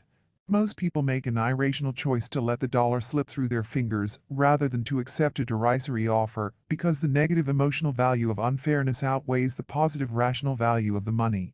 This irrational reaction to unfairness extends all the way to serious economic deals. Remember Robin Williams' great work as the voice of the genie in Disney's Aladdin? Because he wanted to leave something wonderful behind for his kids, he said, he did the voice for a cut-rate fee of $75,000, far below his usual $8 million payday.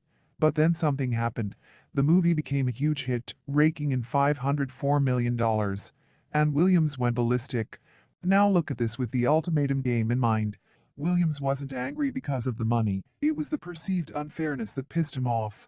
He didn't complain about his contract until Aladdin became a blockbuster, and then he and his agent went loud and long about how they got ripped off. Lucky for Williams, Disney wanted to keep its star happy. After initially pointing out the obvious that he'd happily signed the deal, Disney made the dramatic gesture of sending the star a Picasso painting worth a reported $1 million. The nation of Iran was not so lucky. In recent years, Iran has put up with sanctions that have cost it well over $100 billion in foreign investment and oil revenue in order to defend a uranium-enriching nuclear program that can only meet 2% of its energy needs. In other words, like the students who won't take a free $1 because the offer seems insulting, Iran has screwed itself out of its chief source of income, oil and gas revenue, in order to pursue an energy project with little expected payoff. Why? Again, fairness. For Iran, it's not fair that the global powers, which together have several thousand nuclear weapons, should be able to decide if it can use nuclear energy.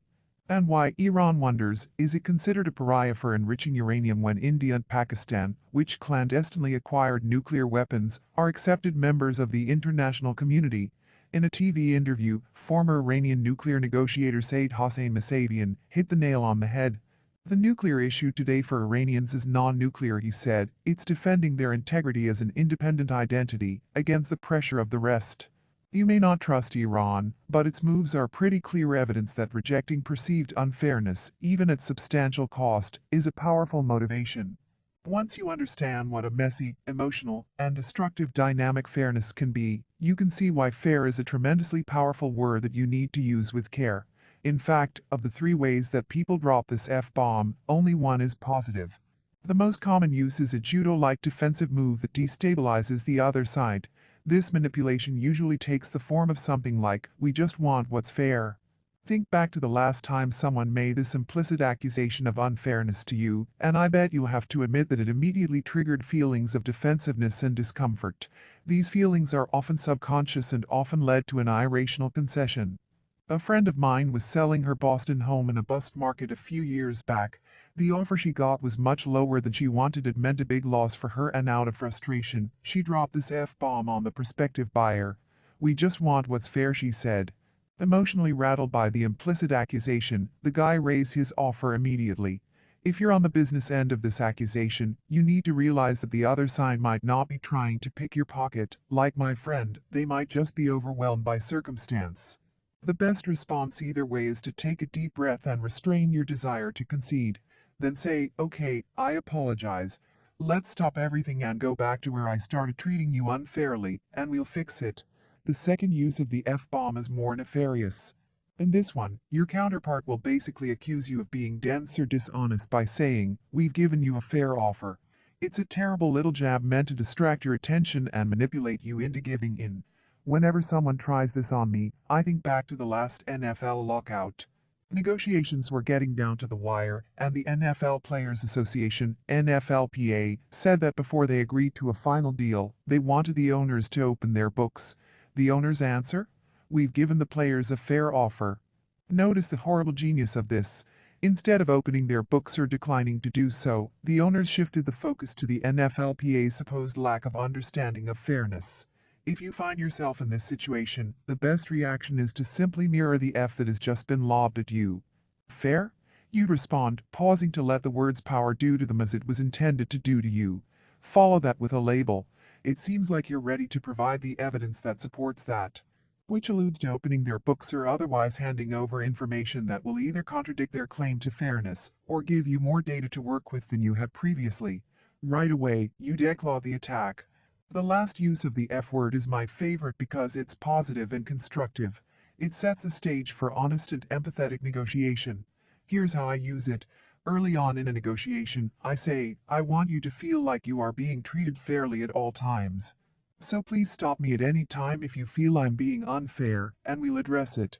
It's simple and clear and sets me up as an honest dealer. With that statement, I let people know it is okay to use that word with me if they use it honestly. As a negotiator, you should strive for a reputation of being fair.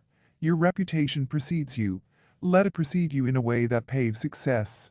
How to discover the emotional drivers behind what the other party values. A few years ago, I stumbled upon the book How to Become a Rainmaker 3, and I like to review it occasionally to refresh my sense of the emotional drivers that fuel decisions. The book does a great job to explain the sales job not as a rational argument, but as an emotional framing job. If you can get the other party to reveal their problems, pain, and unmet objectives, if you can get at what people are really buying, then you can sell them a vision of their problem that leaves your proposal as the perfect solution. Look at this from the most basic level. What does a good babysitter sell, really? It's not childcare exactly, but a relaxed evening. A furnace salesperson? Cozy rooms for family time. A locksmith? A feeling of security.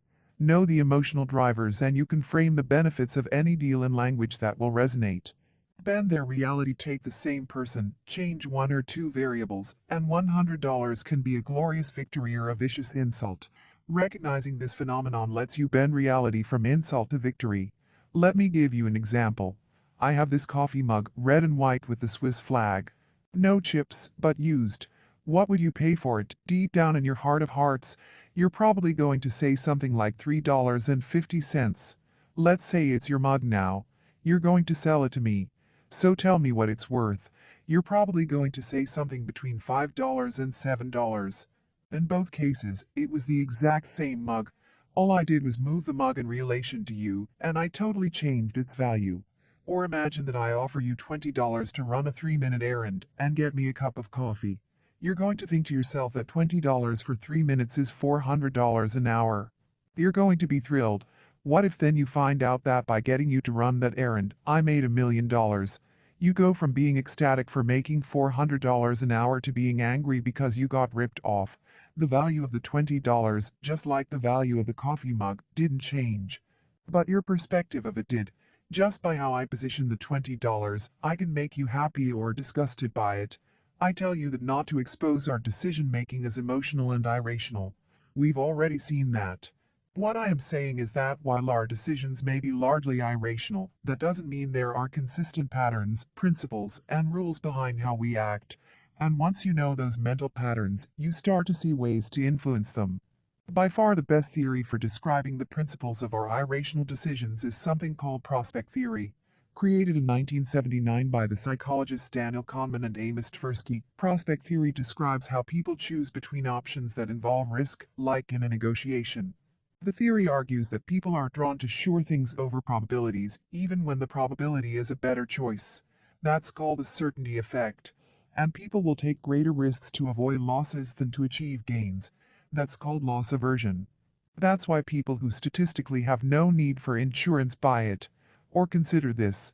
A person who's told he has a 95% chance of receiving $10,000 or a 100% chance of getting $9,499 will usually avoid risk and take the 100% certain safe choice. While the same person who's told he has a 95% chance of losing $10,000 or a 100% chance of losing $9,499 will make the opposite choice, risking the bigger 95% option to avoid the loss. The chance for loss incites more risk than the possibility of an equal gain. Over the next few pages I'll explain a few prospect theory tactics you can use to your advantage. But first let me leave you with a crucial lesson about loss aversion. In a tough negotiation, it's not enough to show the other party that you can deliver the thing they want. To get real leverage, you have to persuade them that they have something concrete to lose if the deal falls through. 1. Anchor their emotions to bend your counterpart's reality. You have to start with the basics of empathy. So start out with an accusation audit acknowledging all of their fears. By anchoring their emotions in preparation for a loss, you inflame the other side's loss aversion, so that they'll jump at the chance to avoid it. On my first consulting project after leaving the FBI, I received the honor to train the National Hostage Negotiation Team for the United Arab Emirates. Unfortunately, the prestige of the assignment was tempered during the project by problems with the general contractor. I was a subcontractor. The problems became so bad that I was going to have to go back to the contractors I'd signed up, who normally got $2,000 a day, and tell them that for several months, I could only offer $500. I knew exactly what they would do if I just told them straight out. They'd laugh me out of town. So I got each of them on the phone and hit them hard with an accusation audit. I got a lousy proposition for you, I said, and paused until each asked me to go on. By the time we get off the phone, you're going to think I'm a lousy businessman. You're going to think I can't budget or plan. You're going to think Chris Voss is a big talker. His first big project ever out of the FBI, he screws it up completely. He doesn't know how to run an operation. And he might even have lied to me. And then, once I'd anchored their emotions in a minefield of low expectations, I played on their loss aversion. Still, I wanted to bring this opportunity to you before I took it to someone else, I said.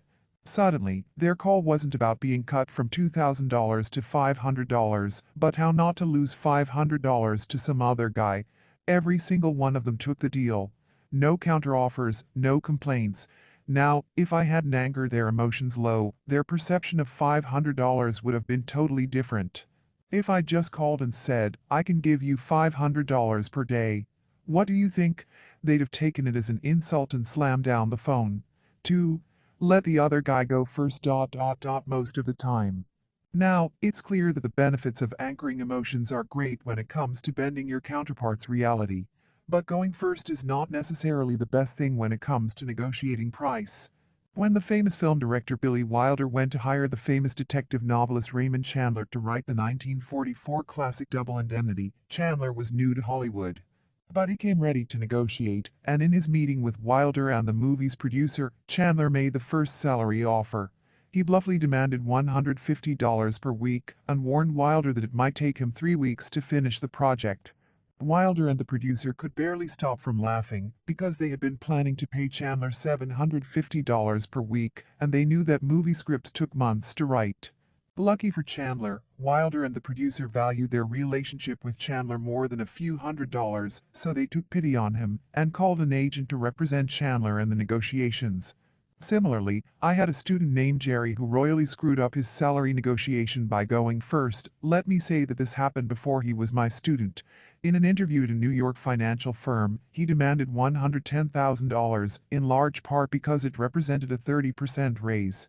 It was only after he started that he realized that the firm had started everybody else in his program at $125,000. That's why I suggest you let the other side anchor monetary negotiations. The real issue is that neither side has perfect information going to the table. This often means you don't know enough to open with confidence. That's especially true anytime you don't know the market value of what you are buying or selling, like with Jerry or Chandler. By letting them anchor you also might get lucky. I've experienced many negotiations when the other party's first offer was higher than the closing figure I had in mind. If I'd gone first they would have agreed and I would have left with either the winner's curse or buyer's remorse, those gut-wrenching feelings that you've overpaid or undersold. That said, you've got to be careful when you let the other guy anchor. You have to prepare yourself psychically to withstand the first offer. If the other guy's a pro, a shark, he's going to go for an extreme anchor in order to bend your reality. Then, when they come back with a merely absurd offer it will seem reasonable, just like an expensive $400 iPhone seems reasonable after they mark it down from a crazy $600. The tendency to be anchored by extreme numbers is a psychological quirk known as the anchor and adjustment effect. Researchers have discovered that we tend to make adjustments from our first reference points. For example, most people glimpsing 8 times 7 times 6 times 5 times 4 times 3 times 2 times 1 estimate that it yields a higher result than the same string in reverse order. That's because we focus on the first numbers and extrapolate. That's not to say, never open. Rules like that are easy to remember, but, like most simplistic approaches, they are not always good advice. If you're dealing with a rookie counterpart, you might be tempted to be the shark and throw out an extreme anchor. Or if you really know the market and you're dealing with an equally informed pro, you might offer a number just to make the negotiation go faster. Here's my personal advice on whether or not you want to be the shark that eats a rookie counterpart. Just remember, your reputation precedes you. I've run into CEOs whose reputation was to always badly beat their counterpart, and pretty soon no one would deal with them. 3. Establish a range while going first rarely helps. There is one way to seem to make an offer and bend their reality in the process. That is, by alluding to a range. What I mean is this. When confronted with naming your terms or price, counter by recalling a similar deal which establishes your ballpark, albeit the best possible ballpark you wish to be in. Instead of saying, I'm worth $110,000, Jerry might have said, at top places like X Corporation. People in this job get between $130,000 and $170,000. That gets your point across without moving the other party into a defensive position. And it gets him thinking at higher levels. Research shows that people who hear extreme anchors unconsciously adjust their expectations in the direction of the opening number. Many even go directly to their price limit. If Jerry had given this range, the firm probably would have offered $130,000 because it looks so cheap next to $170,000. In a recent study, 4 Columbia Business School psychologists found that job applicants who named a range received significantly higher overall salaries than those who offered a number, especially if their range was a bolstering range, in which the low number in the range was what they actually wanted. Understand, if you offer a range, and it's a good idea to do so, expect them to come in at the low end. 4. Pivot to non-monetary terms. People get hung up on how much, but don't deal with numbers in isolation. That leads to bargaining, a series of rigid positions defined by emotional views of fairness and pride. Negotiation is a more intricate and subtle dynamic than that. One of the easiest ways to bend your counterpart's reality to your point of view is by pivoting to non-monetary terms. After you've anchored them high, you can make your offer seem reasonable by offering things that aren't important to you, but could be important to them. Or if their offer is low, you could ask for things that matter more to you than them. Since this is sometimes difficult, what we often do is throw out examples to start the brainstorming process. Not long ago I did some training for the Memphis Bar Association. Normally, for the training they were looking for, I charged $25,000 a day. They came in with a much lower offer that I balked at. They then offered to do a cover story about me in their association magazine. For me to be on the cover of a magazine that went out to who knows how many of the country's top lawyers was priceless advertising. Plus my mom is really proud of it. They had to put something on the cover anyway, so it had zero cost to them, and I gave them a steep discount on my fee. I constantly use that as an example in my negotiations now when I name a price. I want to stimulate my counterparts' brainstorming to see what valuable non-monetary gems they might have that are cheap to them, but valuable to me. 5. When you do talk numbers, use odd ones. Every number has a psychological significance that goes beyond its value. And I'm not just talking about how you love 17 because you think it's lucky. What I mean is that, in terms of negotiation, some numbers appear more immovable than others. The biggest thing to remember is that numbers that end in 0 inevitably feel like temporary placeholders, guesstimates that you can easily be negotiated off of. But anything you throw out that sounds less rounded, say, $37,263, feels like a figure that you came to as a result of thoughtful calculation. Such numbers feel serious and permanent to your counterpart, so use them to fortify your offers. 6. Surprise with a gift. You can get your counterpart into a mood of generosity by staking an extreme anchor and then, after their inevitable first rejection, offering them a wholly unrelated surprise gift. Unexpected conciliatory gestures like this are hugely effective because they introduce a dynamic called reciprocity. The other party feels the need to answer your generosity in kind. They will suddenly come up on their offer, or they'll look to repay your kindness in the future. People feel obliged to repay debts of kindness. Let's look at it in terms of international politics. In 1977, Egyptian President Anwar Sadat dramatically pushed negotiations on the Egypt-Israel peace treaty forward by making a surprise address to the Israeli Knesset, a generous gesture that did not involve making any actual concessions, but did signify a big step toward peace. Back in Haiti, a few hours after the kidnappers had snatched his aunt, I was on the phone with the politician's nephew. There was no way their family could come up with $150,000, he told me, but they could pay between $50,000 and $85,000. But since learning that the ransom was just party money, I was aiming much lower. $5,000. We were not going to compromise. It was a matter of professional pride. I advise him to start off by anchoring the conversation in the idea that he didn't have the money, but to do so without saying no, so as not to hit their pride head on. How am I supposed to do that? He asked in the next call. The kidnapper made another general threat against the aunt, and again demanded the cash.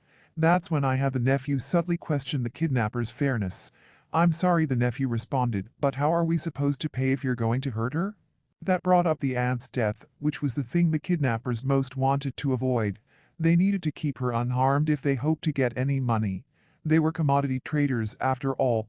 Notice that to this point the nephew hadn't named a price. This game of attrition finally pushed the kidnappers to name a number first. Without prodding, they dropped to $50,000. Now that the kidnappers' reality had been bent to a smaller number, my colleagues and I told the nephew to stand his ground. How can I come up with that kind of money? We told him to ask. Again, the kidnapper dropped his demand to $25,000. Now that we had him in our sights, we had the nephew make his first offer, an extreme low anchor of $3,000.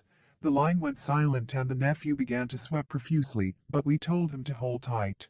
This always happened at the moment the kidnapper's economic reality got totally rearranged. When he spoke again, the kidnapper seemed shell-shocked, but he went on.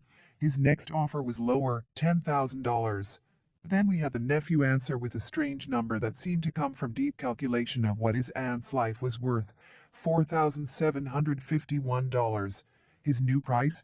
$7,500. In response, we had the cousin spontaneously say he'd throw in a new portable CD stereo, and repeated the $4,751. The kidnappers, who didn't really want the CD stereo, felt there was no more money to be had, said yes. 6 hours later, the family paid that sum, and the aunt came back home safely. How to negotiate a better salary? One of the critical factors in business school rankings is how well their graduates are compensated. So I tell every MBA class I lecture that my first objective is to single-handedly raise the ranking of their school by teaching them how to negotiate a better salary. I break down the process into 3 parts that blend this chapter's dynamics in a way that not only brings you better money, but convinces your boss to fight to get it for you. Be pleasantly persistent on non-salary terms. Pleasant persistence is a kind of emotional anchoring that creates empathy with the boss and builds the right psychological environment for constructive discussion. And the more you talk about non-salary terms, the more likely you are to hear the full range of their options. If they can't meet your non-salary requests, they may even counter with more money, like they did with a French-born American former student of mine. She kept asking with a big smile for an extra week of vacation beyond what the company normally gave. She was French, she said, and that's what French people did. The hiring company was completely handcuffed on the vacation issue, but because she was so darn delightful, and because she introduced a non-monetary variable into the notion of her value, they countered by increasing her salary offer. Salary terms without success terms is Russian roulette. Once you've negotiated a salary, make sure to define success for your position, as well as metrics for your next raise. That's meaningful for you and free for your boss, much like giving me a magazine cover story was for the Bar Association. It gets you a planned raise and, by defining your success in relation to your boss's supervision, it leads into the next step. Spark their interest in your success and gain an unofficial mentor. Remember the idea of figuring what the other side is really buying. Well, when you are selling yourself to a manager, sell yourself as more than a body for a job. Sell yourself and your success as a way they can validate their own intelligence and broadcast it to the rest of the company. Make sure they know you act as a flesh and blood argument for their importance. Once you've bent their reality to include you as their ambassador, they'll have a stake in your success. Ask, what does it take to be successful here? Please notice that this question is similar to questions that are suggested by many MBA career counseling centers, yet not exactly the same. And it's the exact wording of this question that's critical. Students from my MBA courses who have asked this question in job interviews have actually had interviewers lean forward and say, "No one ever asked us that before."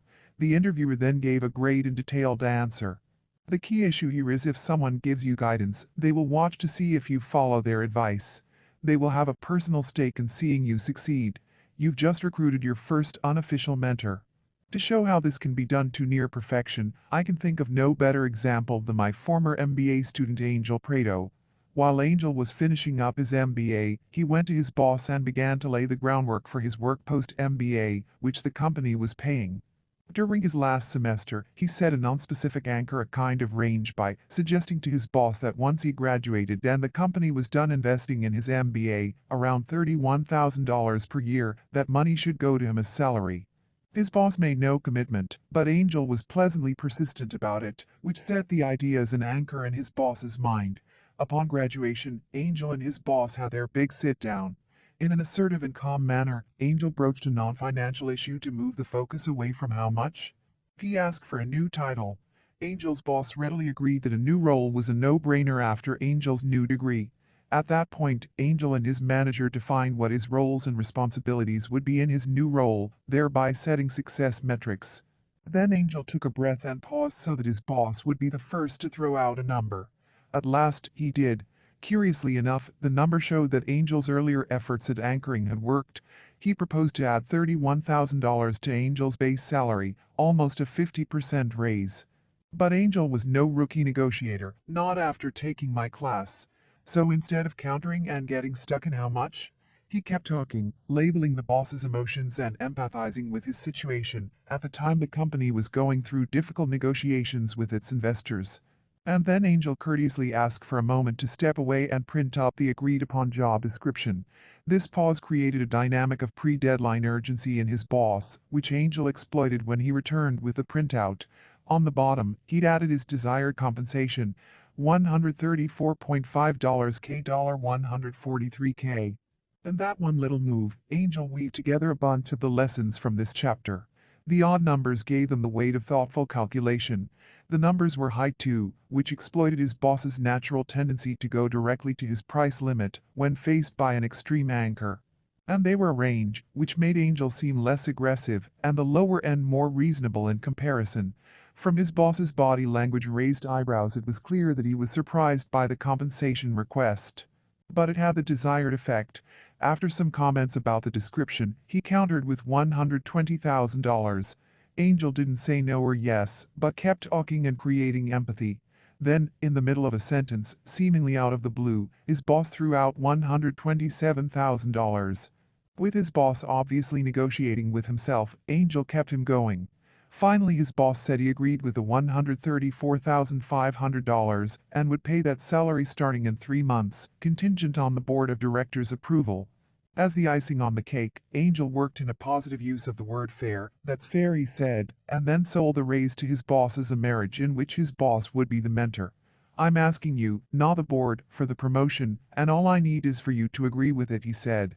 And how did Angel's boss reply to his new ambassador? "I'll fight to get you this salary." So follow Angel's lead and make it rain. Key lessons compared to the tools discussed in previous chapters. The techniques here seem concrete and easy to use. But many people shy away from them because they seem manipulative.